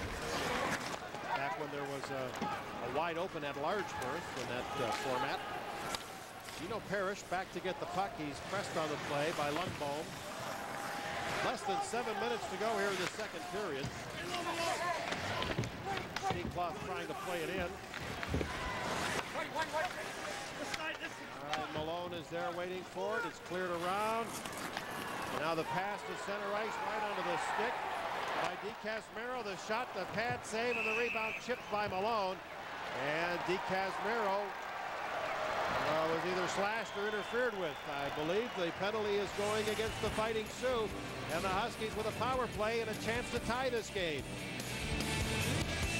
They're going to roll the face-off back out at center, and that was a mighty quick whistle. It's a hand pass there, Frank. Okay, Doug, thank you. This is two big guys. O'Connell throwing the big check. That was a big check. Anderson's a big dude. He just got pummeled. Fighting Sioux with good size back there. O'Connell and his partner Commodore are both 6'4". Travis Roche, another defenseman, at 6'1". Far side of the rink, here's Chad Mazurek to get the loose puck and shoot it down the rink. And that might wipe out the penalty to Scarperood, who's standing and ready to come back on. The Huskies haven't had a shot on goal. Here's Parrish with a pass to center ice. Anderson gets it in. Malone looking for the return. Malone gets the loose puck. The penalty is over. 5 skaters aside. And great stick handling by Anderson now to get it to Motzko. Motzko, number 19. And at the line to Malone. Put it off the stick of the goaltender, Kollar. Motzko's got good speed, Frank. He moves around there pretty well. Westcott firing away, and it's right on, and Kollar makes the save. Kollar's out right now, too. Instead of being back in the goal, he's out. He's looking a lot sharper. Let's go to our Tires Plus trivia question. We'll bring you the answer as well. We're looking for the only WCHA team against which Team BLAIS has a losing playoff record. Give up. I think it's you, but I'm not. Well, they'd be kind to the guys, because otherwise they beat the pants off us the last 5 years. Oh, the Badgers. Bucky. Save energy and money. I don't remember those guys playing. You know, I guess you end up playing each other so many times. Where you played them at, what level of significance it was. Particularly when you get to the tournament here, where you're only going to play them once. It's sometimes hard to remember the one game. 2-game series usually a lot more easy to remember. There's DePaul, and he's checked hard by Gaffney. And the puck dumped in the zone. Pretty clean game, all things being told. Only 4 minor penalties in this one. Terrific. Gaffney in the corner. And now they work it to center. Peter Torson got it in. And then it's played in deeper by Mike Walsh. Right, this is just talking about it. That play come up the rink, went 180 feet, 190 feet, one pass, and a little bit catch it and complete it. And as you keep the chain going, all of a sudden you got a pretty good string, and you move the puck up and down the rink. It's a fun game. I think that's what most college hockey fans like. Oh, I think it's great. You know, and the credit to these kids out here today and the coaches, and also the positional play. They're moving the puck. They're headman in the puck. It's not a one-on-one game. That's where you get your turnovers. You guys try to beat somebody one-on-one. These coaches deserve a lot of credit for instilling that type of play in the players. Top lines are out for both schools. The Arnason line for the Fighting Sioux. The Arnason line for St. Cloud, and the Ulmer line for the Fighting Sioux. Here's Ulmer with the puck. Played it into the zone. Lund goes cross rink with it. Now it's deflected out at center ice. Mazurek and the short hop had to play it. Beta hands it away. Saint-Pierre backhands it in. Now Hardigan hustling after. Kollar knocks it off the glass. Goehring flips it to center. A race for the loose puck. Beta on the far side. He's got Ulmer trailing. Beta knocked down, goes crashing to the boards, and a shot by Goehring goes behind the net. And the puck underneath the player Lund, and the whistle goes. Terrific attack on the net there. Beta goes first, and Goehring comes in for the rebound. Coming hard. Coming hard. Pass is picked up from the outside, I believe by Beta. He drives the net, doesn't quite get it done. Good defensive play. Now watch Lee Goehring come flying in there. Another good defensive play there as well by the defender. I think it might have been Arnason. That's good hockey. Hey, Yeah, that last poke check there hurt. Did it? Yes, it did. Did I give it to you? No, it was not. Well, you've been doing that, but there was one down on the ice that hurt a lot more. Oh, but I like both ends. You know, good offense, come back, play good defense, picked up their man. Arnason come back, try to get to Goehring, and he didn't run the goaltender either. I mean, they went to the goaltender, went hard. Right. You don't have to run over that goaltender. Lundbaum gets ready for this face-off against Malone. Draw to Panzer, and the shot by Panzer is caught as Jeff Panzer pulled that trigger right from the face-off there. Simple little thing here, but you'll notice that Malone stays right with the shooter. Instead of letting him go and get the chance for those a rebound, everybody has somebody taken care of. There's little jobs everybody has to do on these defensive face-offs. Everybody's got to get a man. And Malone can't let that center walk through him. That's his biggest job. He's got to contain that center in front of him. See how nice job he does there? Comes loose back to Panzer again. Panzer back behind the net. Gino Parrish after the loose puck. And he throws it around. Panzer will go on it in a hurry. Tried to put it in front to Lundbom, but it was cleared away. Good defensive coverage. Lundbom now on the turnover. Brings it right back in. Panzer's shot goes to the corner.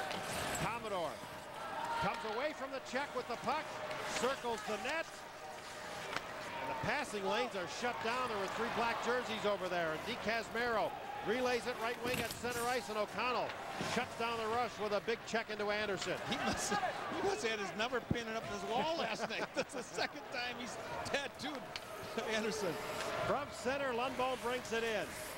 Runs into Pudlick. And as that puck comes loose, be gathered in by Scarperud. Panzer right in front, but no one's there, and it's taken away by the Huskies. Lundbom brings his man down, and that goes without a whistle. That was a good no call. I like that.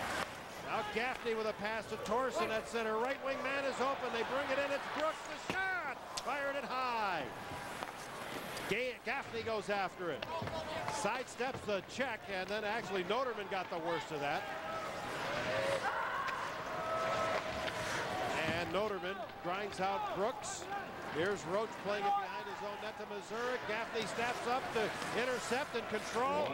Back at the line for Brooks. The slap shot hits Noterman. There's a rebound. Kollar scrambling, and the whistle finally brings the play to an end. Boy, that's an adventure when that puck gets loose down there. Yeah, they get those big redwoods around that net too. They're pretty good. And then you lose sight of the goaltender. Yeah. There's a blast here that gets through. Now it lays there. No, it's Lee Brooks who's trying to get the rebound here. Can't quite pick up the number. Yeah, it is Lee. Now they come. Hale comes from one side. Brooks got it coming and going. Yeah, he gets kind of the monkey in the middle there type. But he is alone. Yes, he is. There's no support for him. But he can't get his stick down. They got a hold of his stick. They got it pretty well contained. You have him. I got him. Push him over here. They're one of the bumper pool games. Lee Brooks from Jefferson High School in Bloomington. Goehring. Back off the rail and shot out by Missouri. It got past Westcott. We'll get a little help from Lund, who dumps it back in, and Missouri dumps it back out. Coming up on about a half-minute to go. Tom Lund goes back for the puck. Around on the boards. Hardigan. His pass is picked off by Goehring. Checked by Arnason. Goehring drops it back. O'Connell flips it out. Huskies work it back into Samper. Centers it, knocked down in front by the defenseman Missouri, and it's cleared out of the zone. That was a good defensive play by Missouri. He had to be sure he was going to have control of that thing. Missouri again throws it to center. Lund plays it back out. And I think both teams want to hear the horn sound, as it does. Finally, this period comes to an end. Much more even period and a much more alive period for the Fighting Sioux. Here's a look at our intermission lineup as Tom Reed will visit live with Joe Motzko. We'll talk to the coach of the Fighting Sioux, Dean BLAIS, and then bring you highlights and stats from our second period of play. There's the score, North Dakota 3 and St. Cloud 2, back at the Target Center after this.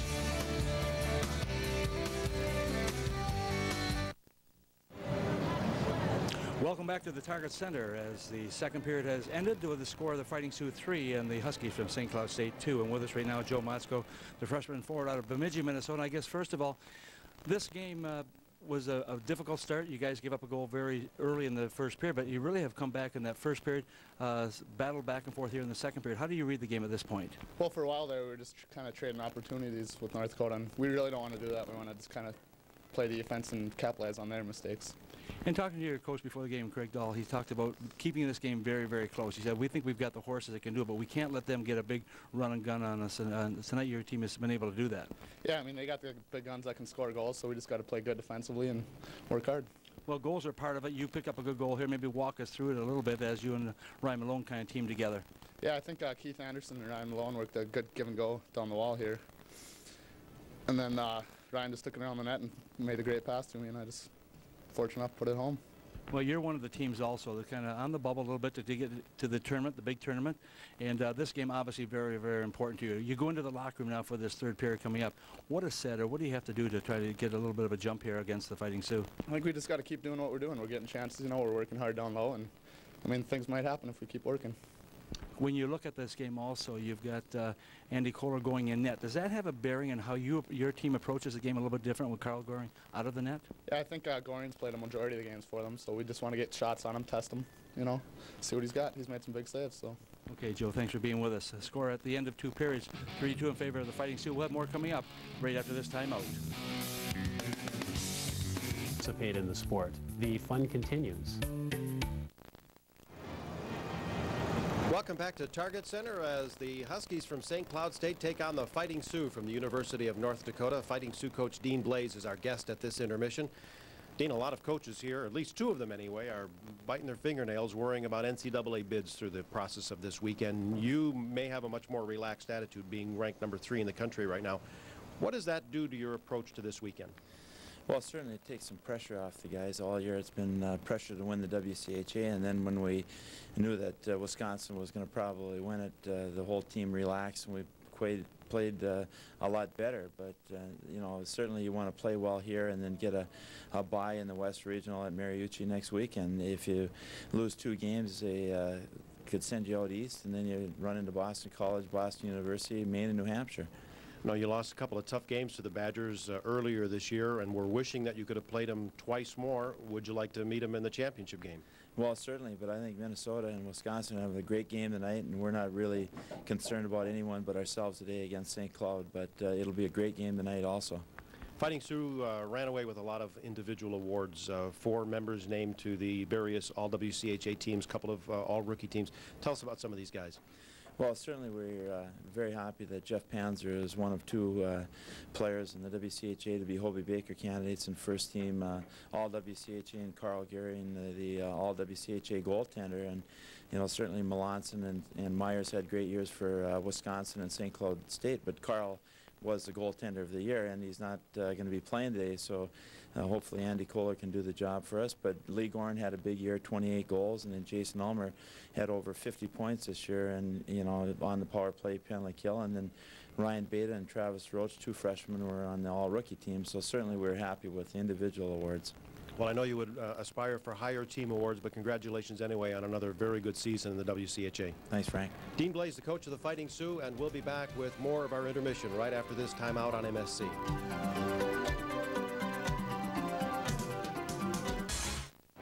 Welcome back to Target Center. We're in semifinal action, the first of 2 semifinal games here today. The Fighting Sioux with a very strong second period and a 3-2 lead in this game after stumbling a bit in the first period of this game. But they picked up the scoring pretty early, getting the first 2 goals in this one. First goal coming just 1 minute and 1 second in as we take a look at our Chrysler highlights for the second period. Goehring will get the goal. And Frank, that is a big plus for them because it needed something early, but you're going to see the play here by Ulmer also. He comes in behind, but watch all of a sudden with this puck kind of ricochets. Goehring had the puck and all of a sudden comes right back to him. He's on that side. He's able to put away, but it's a key goal for them because it gets them further up. Another pass. Guys are able to complete pass. The skill level is very, very good today. And it's fun. And then the game gets moving. It gets flowing back and forth. Let's talk about the chain. You know, the game's kind of like a chain. If you don't complete the first link, if somebody breaks the first link, you don't have a second one. Then you got another guy's got to move to the spot to get the next chain going. He's got to catch. And that one was in the net.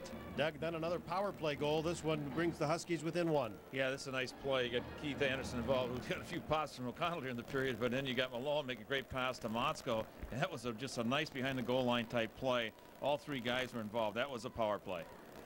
Abra stats through 2 periods of play. The Huskies with the edge in shots by a whopping 27-18. But in that second period, their edge was only 13-11. Scoring chances also fairly even for the 2 periods. On the power play, the Huskies 1 for 3, and the Fighting Sioux 0 for 1. Quickly, before we get to our face-off, Doug, what would be the key for North Dakota in this period? Well, they just maintained themselves like they were in the second period. They got active, they played, everybody moved, and they got physical in their own end. Just play the game, and you can't change, and don't try to protectively just play the game. Tom, the Huskies need to rally. Well, they do, Frank. There's no question. They're behind right now. They need to keep the legs moving. And with moving the legs, they get opportunities. This is a team that can score some goals, but you got to get to the other end. And making the passes, getting the skates going is a big part of it. So far, it's been a grand St. Patrick's Day. A great hockey game anyway. Hope you're having fun wherever you are. We'll have the third period face-off after this.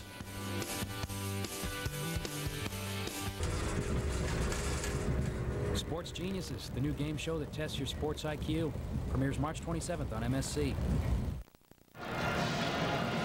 Welcome back to downtown Minneapolis. The 2000 NSP WCHA Final Five. Semifinal game number 1 between the Fighting Sioux from the University of North Dakota and the Huskies from St. Cloud State University. Fighting Sioux with a 3-2 lead. Winner of this game meets the winner of tonight's game between Minnesota and Wisconsin in the championship on Saturday evening. The losers will advance to a third-place game, which, by the way, will not be televised. Tickets are available for it. Third-place game, though, will have some significance in the NCAA Big Dance picture. Andy Kollar in relief, if you will. Second string goaltender. Karl Goehring with a concussion in practice this week. And Kollar, who also had a concussion a couple weeks ago. Wow. But he's playing. Look at the records after 2 periods when the Huskies are trailing. They haven't come up to it. But look at the Huskies have only been trailing after 6 times. And the Fighting Sioux nearly perfect when they have the lead. Well, that's one way to help yourself onto a win. Don't get behind after 2. Well, if you remember the record also with the Minnesota Gophers, they were trailing. They had no wins when trailing after 48 games, and all of a sudden they did it last weekend. They came back and won against the Tigers. So you can bet that the Huskies are going to be pushing here very hard in this third period. Kind of interesting. The bookends on that streak were overtime victories in the playoffs. 3 years ago was against St. Cloud, and now 3 years later against Colorado College. Well, right now both these teams realize the importance of staying on the ice. We've had just a few penalties in this hockey game. In fact, 4 to be accurate. 3 of those penalties went to the North Dakota Fighting Sioux, and they want to stay on the ice. St. Cloud State trying to press here a little bit, and I think you'll see a quick start by them also, Frank. They want to put that puck in, but at the same time, they don't want to take too many chances early on into this period and really open up the gate between these two teams score-wise. Long shot wide of the target and rolls to the side of the net as Malone goes for it. It's cleared away from him. Westcott keeps it in with a pass to Anderson. Anderson gets the loose puck once again, and now Roche dumps it out of the zone, down the rink. It will be icing. We're in the early seconds, as you can see, here in the third period. And a 3-2 lead. We told you about a second semifinal game today. That also will be brought to you on MSC starting at 7 o'clock. Tom Reed and I will be here at Target Center. Doug Woog at 6:30 will be in our Sports Connection studios along with Mike Max to get to anchor this show. Oh boy, huh? Sounds fun. You know, it's great. I enjoy being up with you guys. You do a great job covering college hockey. MSC does. You guys do. It's fun to be part of it this weekend.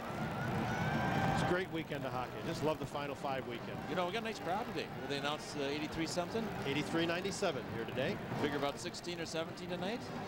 Yeah, I would think so. Yeah. Good crowd tomorrow. Could be a granddaddy.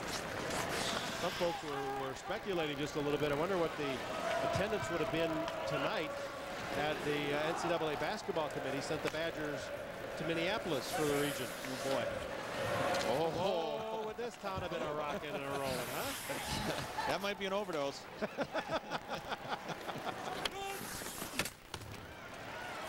of the corner, Arnason, nice move, but then he was checked and tied up by Roche. Back at the line, Pudlick. Kicked out by Kollar right up the middle of Goehring. He's got a man breaking. It's Ulmer. Instead, he finds Beta. Beta backs it over the line for Goehring. And the return now to the far side for Ulmer doesn't work, and the Huskies come out of the zone. Pudlick, a shot that's deflected by Commodore and turned away by Kollar. Quick centering pass intercepted by Goehring. And it's up off the glass. It's blocked at the line by Pudlick. And dumped back in, but it came out of the zone. The offside whistle goes. Pudlick made a nice move coming up the ice there, but he was taken out of the play. Then getting back in position, he was just a little bit outside the blue line. Tried to use a hand to keep it in, but the offside call is made against his team. These big guys like Pudlick, Malone, they're just going to get better and better with their skating. Same with look at Commodore when he first came in, and O'Connell. I mean, these guys have all improved. Those big guys a little slower time, like you. They got to be Sarah Haney's, or what's her name? Sonia Haney's before it was over. Yeah, No, Sarah's sister. In my case, it was Sarah. There's only about 4% of the audience even knows who we're talking about. And they can hardly see the TV. And what about the other 92%? When did they're just saying, Sarah who? Yeah, Sarah Lee? They played high. Was there a women's league back then? Oh, no. I tell you, point being made here, those big guys take a little longer, but they're just coming. They're getting better and better. Just so much younger than you guys. So we'll get back to the action here with about 2 minutes gone in the period. And it'll be icing here against St. Cloud State. Well, that's not what the Huskies want. They don't want that face-off in their own zone, but they're trying to get that quick release, trying to get that puck up ice as fast as they can to see if they can get some offense going. Look at number 5, Derek Eastman, a freshman defenseman out of St. Paul, graduate of Johnson High School, where he was captain for a couple of years. And once again, we talk about the USHL experience. They have 18 players on the Husky team that has some USHL, and Eastman is one of those players. Omaha, Tommy, I believe. Yes.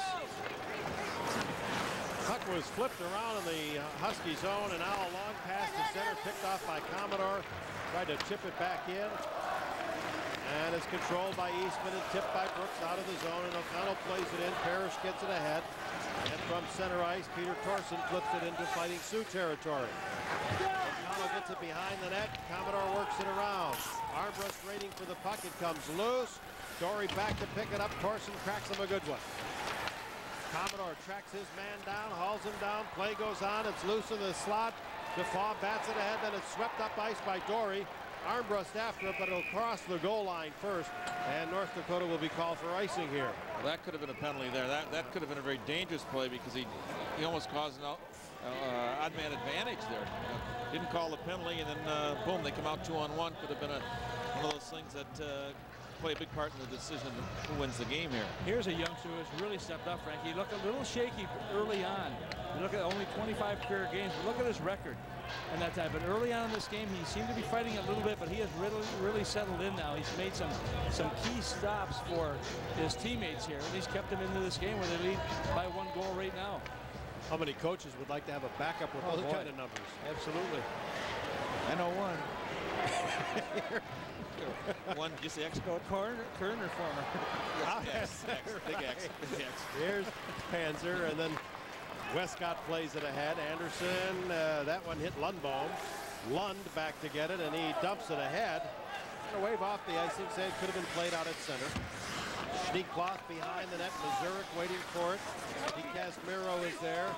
Anderson for the Huskies. A little give and go. Anderson again. Rolls it back in deeper. Brooks, or rather Malone takes the check. Here's Anderson with it. Trying to get around Mazurek. It was chipped and deflected back to the point. No one was there. At center ice. Casimiro gains the zone, and it's flipped right back out by O'Connell. Got too many men on the ice. They got too many men, but they aren't going to foul it. 1, 2, 3. They did for quite a while, too. Shot goes wide of the target. Oh, if you can sneak him in, you do it. I guess that's why you wear those dark uniforms. Yes, centering pass. Kollar was belted. There'll be a penalty. Yeah, and it looked like Sampero needlessly came in on him. He can't believe it, but he's gone. And there'll be a power play for the Fighting Sioux.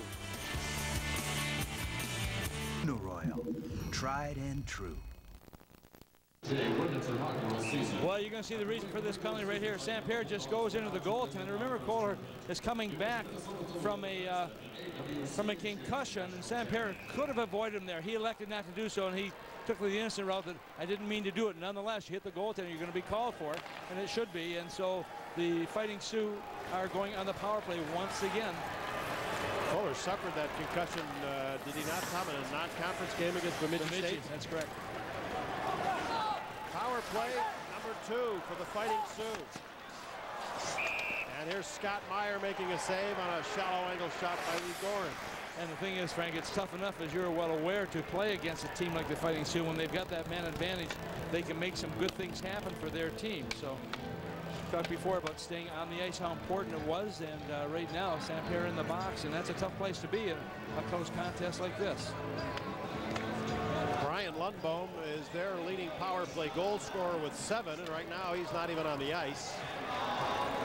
But Ulmer is, and Jason Ulmer has 4 power play goals. Lee Goehring with 5. Brad Defoe has 5, so they've spread out their power play goal scoring quite a bit. Ulmer plays it down low. A quick pass for Goehring. A goal! Lee Goehring! A very big goal for the Fighting Sioux. They have a 2-goal lead. Well, the big guys are the guys who come through for you so often. As you mentioned, a power play goal, each team with 1 right now, but this goal coming at 4 minutes and 12 seconds of the 3rd period. Goehring had scored 1 goal earlier in this hockey game, and make no mistake as he puts it away here. You need to keep the puck in it, and you need to keep it in control along the outside, on the perimeter, but all of a sudden everything breaks down, and Goehring is able to take that shot and take it away before Tyler Arnason get across to him, and he will pick up the power play goal.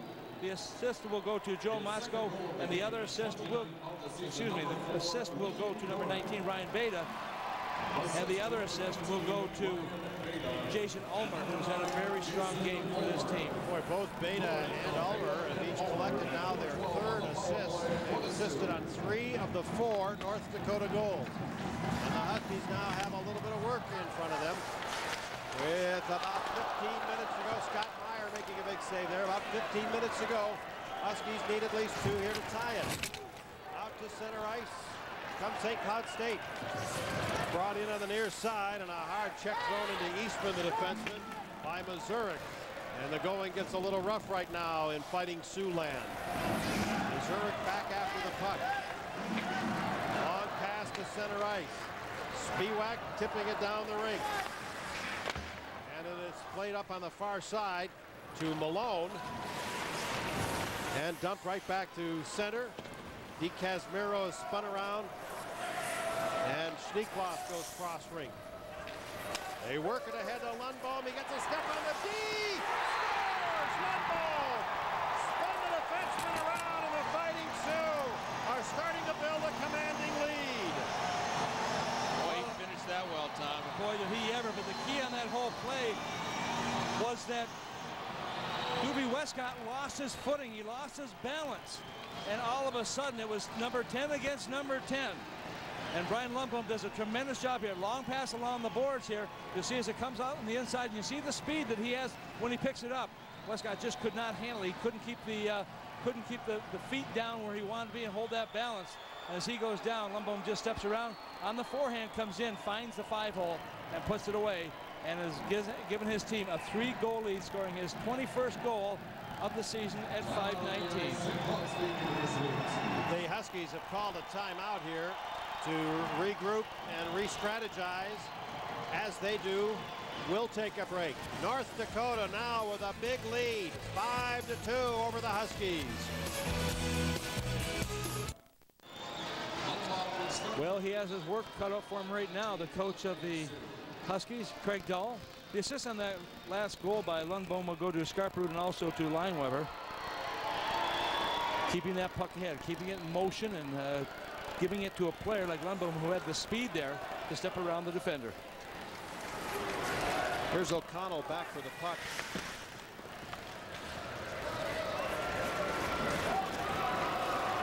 And back to get it now. Here's Pudlick, watched by Lee Goehring. And the pass misfires.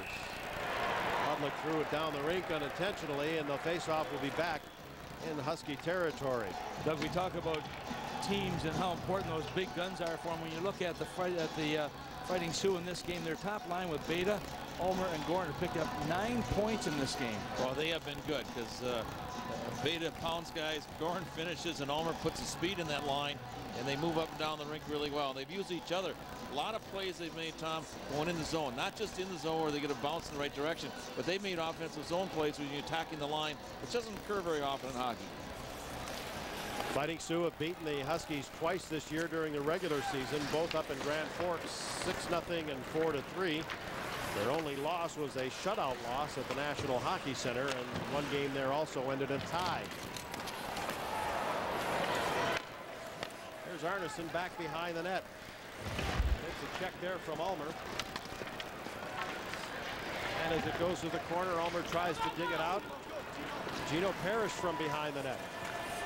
Long pass to center, gets through a couple of players. Schneekloth playing it right back. And between the lines, here's Ulmer, and Schneekloth back to get it again. A long time in this game. Well, this game has had some ebb and flow. First period belonged to the Huskies. Here's Goehring breaking after a loose puck. Got a man in the slot. It's Wes Gorey. Meyer gets a piece of it. 3 men behind the net. Now they'll try to stuff it in, but Meyer snaps it up and holds on. Kind of interesting. It didn't look like Goehring had a lot of speed there, but I tell you, he's tall and gangly, and when he doesn't look like he's got speed, he's moving pretty fast. He came down, was able to poke that puck and move right in here, and he had a couple of guys also that he was looking for to get the puck back into the crease area, but you can see also Meyer, he's just equal to the job.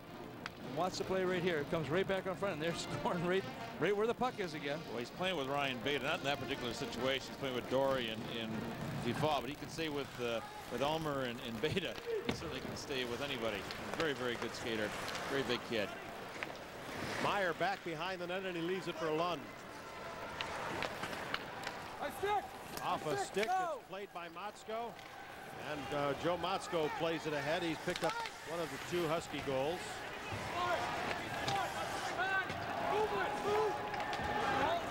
And as they scrap for it,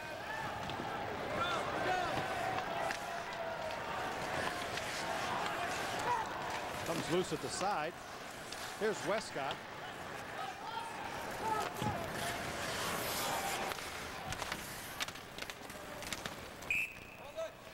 And we'll get a whistle and a face-off. 1 shot this period by the Huskies. Kind of indicates what they've done, which is very little or nothing. They just have not been able to generate.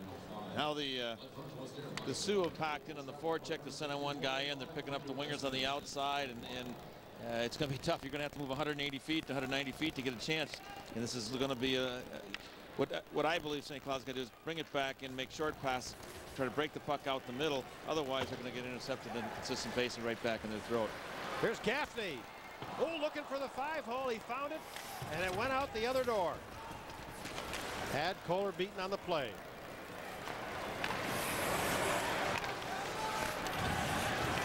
Loose at center ice again. Deke Kazmero gains the zone and is fluttered right back out of the zone, and Pudlick will have to track it down. 12 minutes left, third period.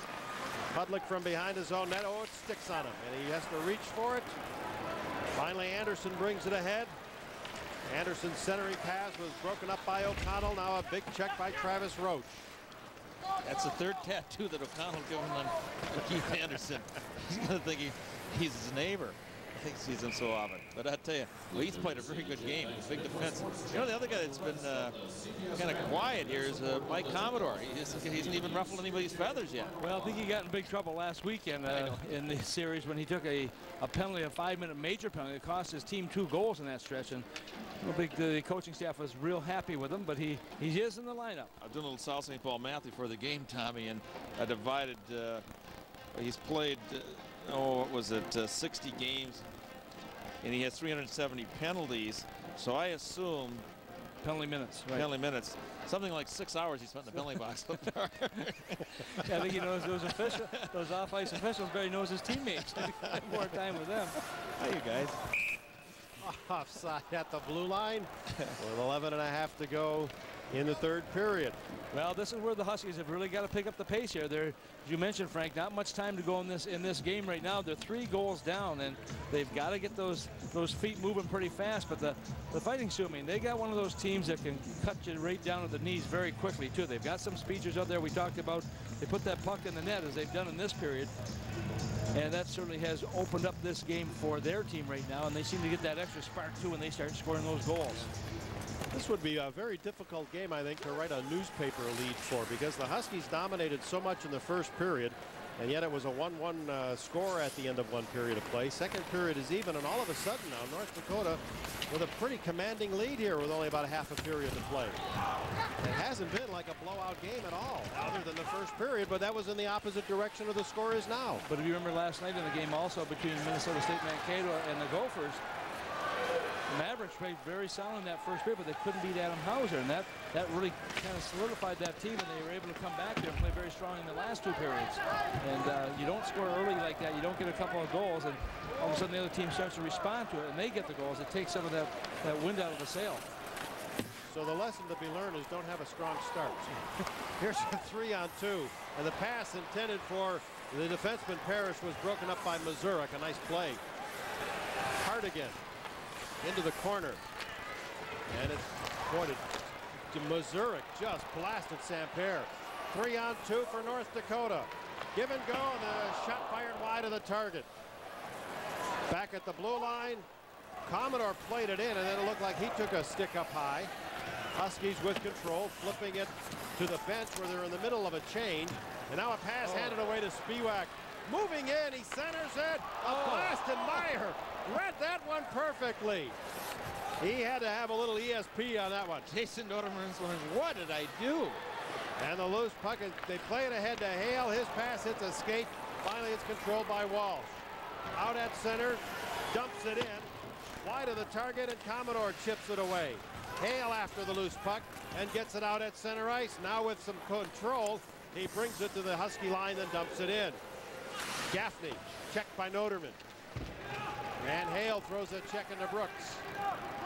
Loose behind the net, they finally work it over to Walsh.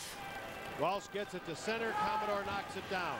Tommy, what do you think? I think St. Cloud lost a jump in their step. They just do not seem to have the extra get-go that they're going to need. And the other team, North Dakota, comes right at him, boy. Screaming right in on Meyer, and Meyer makes the save on Panzer. Back to center ice, Pudlick. Tried to fire one in, but broke his stick.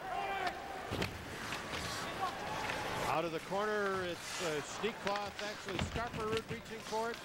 Huskies regain control, the centering pass breaking up. Now back out at center ice.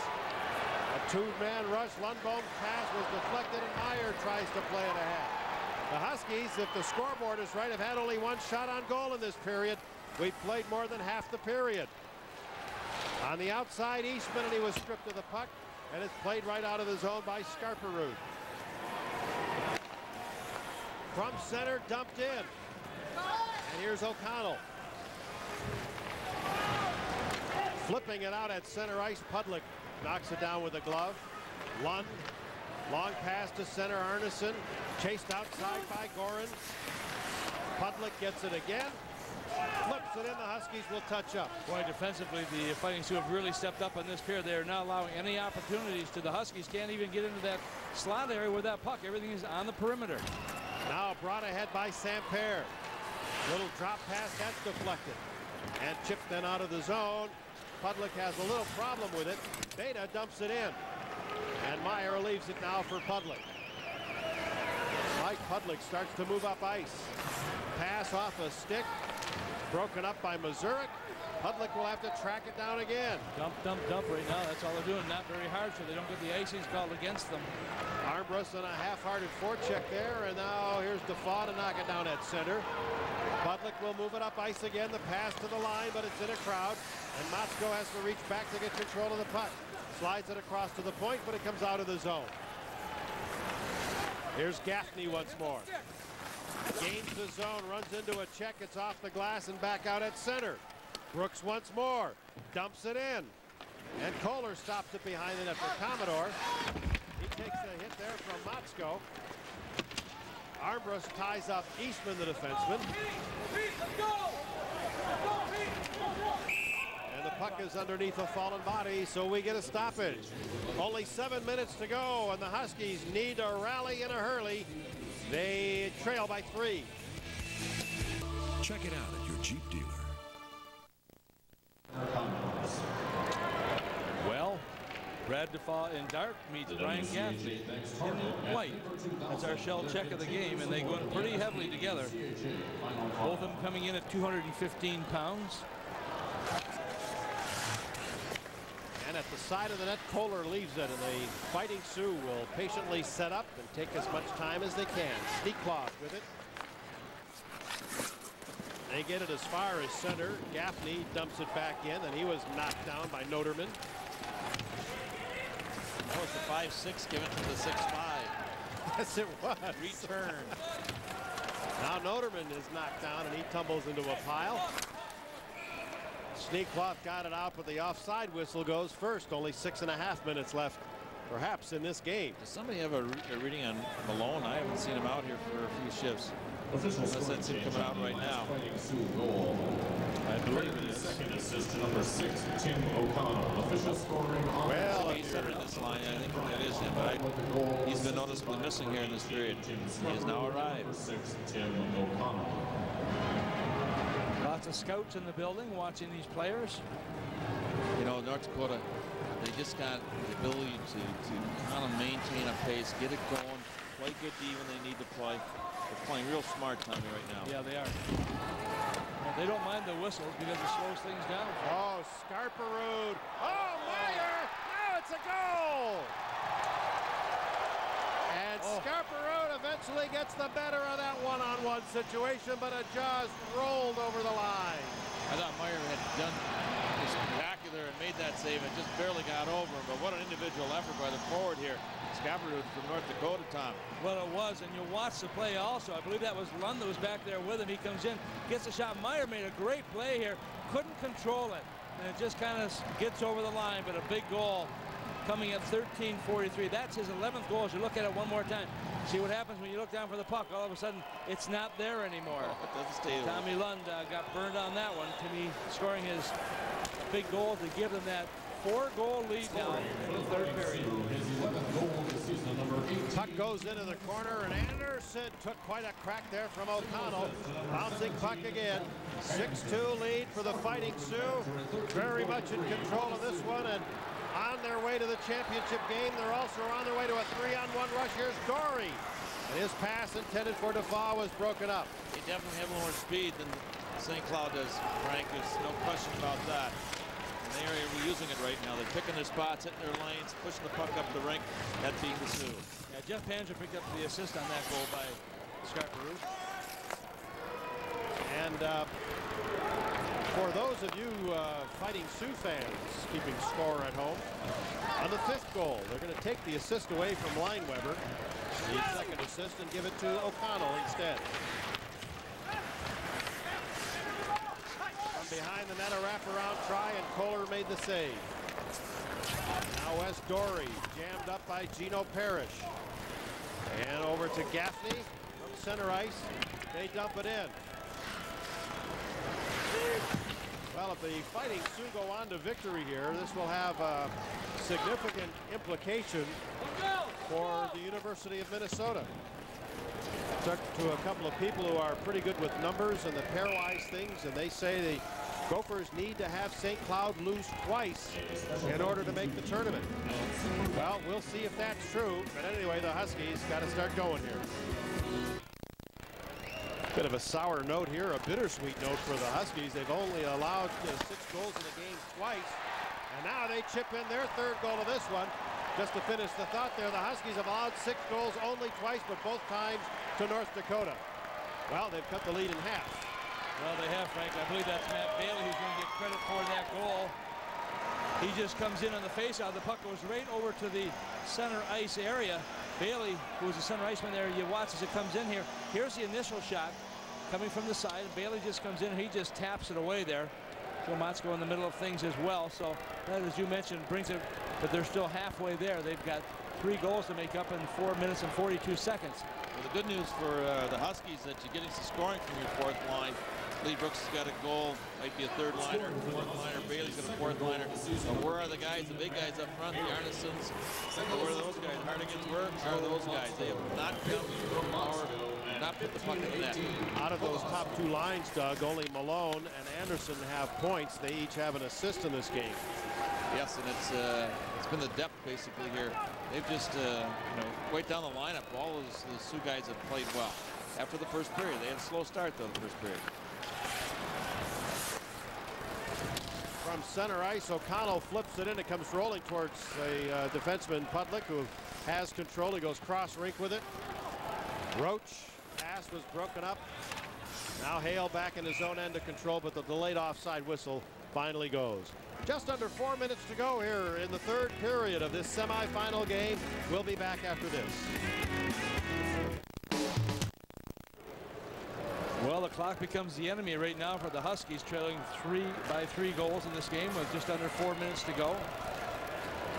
Fighting Sioux scored the first 3 goals of this period, 2 of them within a span of 1 minute and 7 seconds. And that might be the difference in this game. They have been in control ever since. A big hit by Anderson. He got Mazurek. Loose puck in the Husky zone. Eastman to clear it out. Noterman knocks it down. Parrish. A broken stick out at center ice as Anderson plays it in. Mazurek knocks it right back out. Dumped in again by Anderson. Mike Commodore after the puck. And the Huskies make a change of all 5 players. Here comes Commodore. And as he plays it off the glass, it got past Eastman. It'll go down the rink. The icing has been waved out. He almost pumped it off the linesman over there. Sampere's pass is deflected. And here's Goehring over to pick it up. Lee Goehring from center ice, chipping it in. And now a collision. Goehring and the goaltender Scott Meyer. Delayed penalty coming up here on the Fighting Sioux. Or which way will it go? I think it's going to go against the Fighting Sioux. Pudlick came back in there to get a piece of Goehring pushing behind the net. They're having some words right now. Both key hockey players. Mike Schmidt, the referee, kind of watching what's going on here. Now you got Parrish coming over talking to Goehring. One thing is protect your goaltender. You see right here, and we've seen this time and time again. And I've said before that when a goaltender comes out like that, and he comes back the same direction he came from, a lot of times you get guys trying to cut close to that net. I think what the players have got to be aware that that goaltender may do that, and you've got to try and stay away from him, but he will pick up a penalty. I think it's 0 tolerance. Yeah. Okay, because I didn't think it was really a penalty, to be honest with you. When Sampere, I thought that Kollar was moving out towards the crease when Sampere was coming across. If Kollar had stayed in the crease and Sampere hit him, I would have called a penalty. I wouldn't have called. This one here was pretty much the same. But if you go 0 tolerance and say, okay, any touching of the goaltender, you're gone. It's probably a safer way to go. Well, I agree with the calls. I like to see when the goaltenders are hit like that, they, unless they try and jump in, and we've seen that too, where they'll try to interfere and pick a little bit. But when you've got a guy like Kollar that the other team knows has had a concussion, you try and take him out of the game too. But it doesn't take much for that to jar it again. And so you want to be extremely cautious, especially as an official. Making those calls is the right way to go. 2:45 left in this one. 2 minutes of it will be power play for the Huskies. I'm sure they'd like to chip in a goal here pretty early on this power play to give them maximum amount of time to cut the lead even further. But a 3-goal deficit and only 2.5 to play. Pretty tall order. Pudlick from behind his own net. Out at center ice, the rush broken up by Ulmer. See Ulmer, when he made the little swing there, all of a sudden he stopped, come right back to get the puck. Lundholm short-handed, and Meyer makes the save, and there's another collision there. Out to center ice, and it's an errant pass, a bad pass, and icing against the Huskies. I don't know, maybe they were waiting to hear a whistle, but I'm not sure that there would ever be one in that situation. Well, that's a key play for him. When I talk about Ulmer once, well, there's a pass coming across, and all of a sudden, when you've got control, you try, and there's a place where he could have gone up high there, but Lundholm tried to go on the short side, down low, and could not put it away. Tommy, Meyer made a great play. We'll get that one more time. It would be nice because you'll see what he does. When he goes into the V, he pushes his stick out, so the guy doesn't have a chance to come any closer to him. He pull checks it, but at the same time, he's going to take the space away. Roche out at center ice trying to play it in. Parrish after the puck. And from behind the net, Gino Parrish will set up. Long pass to center. They work it on the wing to the defenseman Eastman, actually, who brings it in. Watched by O'Connell and Ulmer, and O'Connell puts the puck out of the zone and all the way down. Meyer with a little bit of help there, plays it ahead. Eastman knocked down by Spiewak, who goes spinning. And the Huskies give it away once more. Here's Noterman. Meyer got only a piece of it, and it goes in for the 7th goal of the game by the Fighting Sioux. This one is shorthanded, and another costly giveaway. Well, it was, but when you take chances, you try to move everybody up and play on the offense. You take some chances, bad things are going to happen. Noterman does a nice job here. The freshman forward out of Rochester, Minnesota. Played at Mayo down there. Watch right here. There's a little giveaway. just, you know what, just a mental mistake there. You got one player going forward, the puck's going backwards, and Norderman just jumps very quickly on that puck. He comes in. Meyer had a piece of it, but he could not contain it. And so, as you mentioned, Frank, now a 4-goal lead for the Fighting Sioux. They've got players who can score, and they're coming from all angles right now. And Coach Dahl's going to just be fretting about the defensive play, especially the last half of the game. They just have been porous. They've fallen down. They've allowed guys to beat them one-on-one. Situation there where bad pass. Ferris puts a backhand pass in. Pretty easy to see. There's very few shots. One is equal. You just make big mistakes, you pay for them. First shorthanded goal of the year for Noderman. He also has one power play goal. This is his 7th overall, as Pudlick has it. Still another 25 seconds on the power play. Coming up on a minute left to go in the game, and Pudlick can't keep it in. Chased by Noderman. And the Fighting Sioux is 60 seconds away now from advancing to the championship game. Played back out at center, and DeCasmero. Now Samper.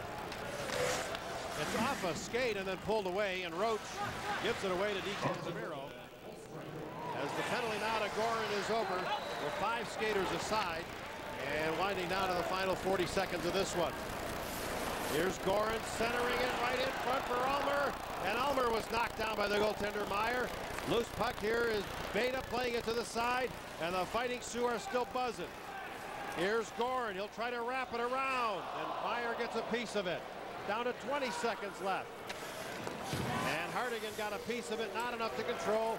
Lazuric dumping it back in. Lund after it. And the Fighting Sioux fans begin to celebrate the final 10 seconds of this game. Long pass to center. It's tipped by Motzko. There'll be no icing, but there will be an end of the game. And that is the final horn. North Dakota advances to the 2000 NSP WCHA Final Five championship game. What an explosive third period. 4 goals here, including a goal on the power play by Lee Goehring to make it 4-2. That turns out to be the game-winning goal. He had a 3-point afternoon.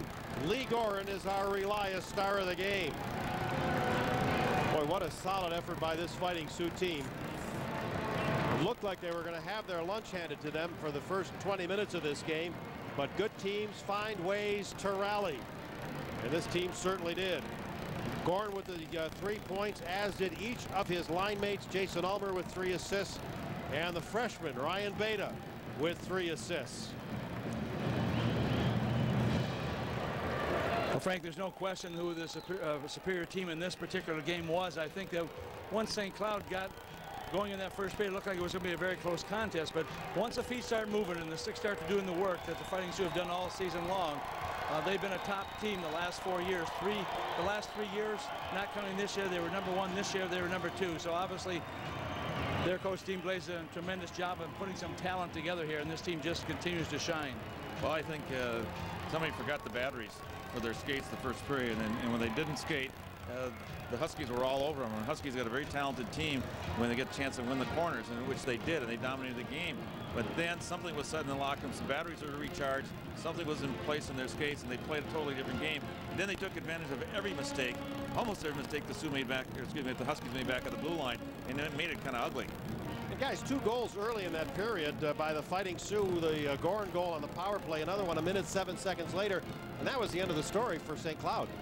Yeah, they never seemed to get back into it. All of a sudden, things just didn't go the way they wanted. But I think the big key here is once that the pace was picked up by the Fighting Sioux, they just did not look back, and they just press and press and press. As we talked before, we talked about them having a skinny team, Frank, but they also have a team that can hit the bodies as well. They've got some big boys down there, and takes some of the steam away from the Huskies. All right, Tom and Doug, we'll go downstairs. Lee Goehring is standing by just outside our studios. Well, Lee, I guess first of all, congratulations. It looked in the first period that you guys were just a little bit unprepared or quite not ready for the period, but you came back. What was your thought pattern as you went into that first period? We were just looking to play our game, quick game, and you know, we got caught down in our end a lot. It just couldn't get the puck out there. D were crashing on us, and things just weren't going our way. And we just came in the dressing room and thought we better get moving, or we're gonna lose this one. Well, after you got moving, there's no question your team just continued to keep on going. you have one of those teams that just does not sit back. Once you seem to smell those goals, they just seem to come in bunches for you. Yeah, we had all 4 lines going again. You know, it helps so much when we got all 4 lines going. You know, we got a goal from every line, and everybody just played well all the way down the line. Everybody did their job, and it was great to see. Lee, congratulations to Doug Woog here, and you've had a great career there, and you had a great season leading that league in scoring today. You showed you're a good player in big time, and I just want to know your feelings about Andy Kollar. You know, he steps in there, and you guys play. He played pretty well. He must feel good for him. Andy played unbelievable. He made some big saves for us right off the bat in the first period when we were down, and we just built off that. And he was there for us. He stepped right up, and he was awesome. Good job out there today, guys. Yeah, thanks, Lee, very much for being with us. I know you want to get in that dressing room. The nice thing is you get a chance to play in the championship game again tomorrow night. Thank you. All right, Tom Doug and Lee Goehring, our thanks to you. Our Elias star of the game. We'll take a break. When we come back, we'll set up the second semifinal game and also talk some NCAA implications.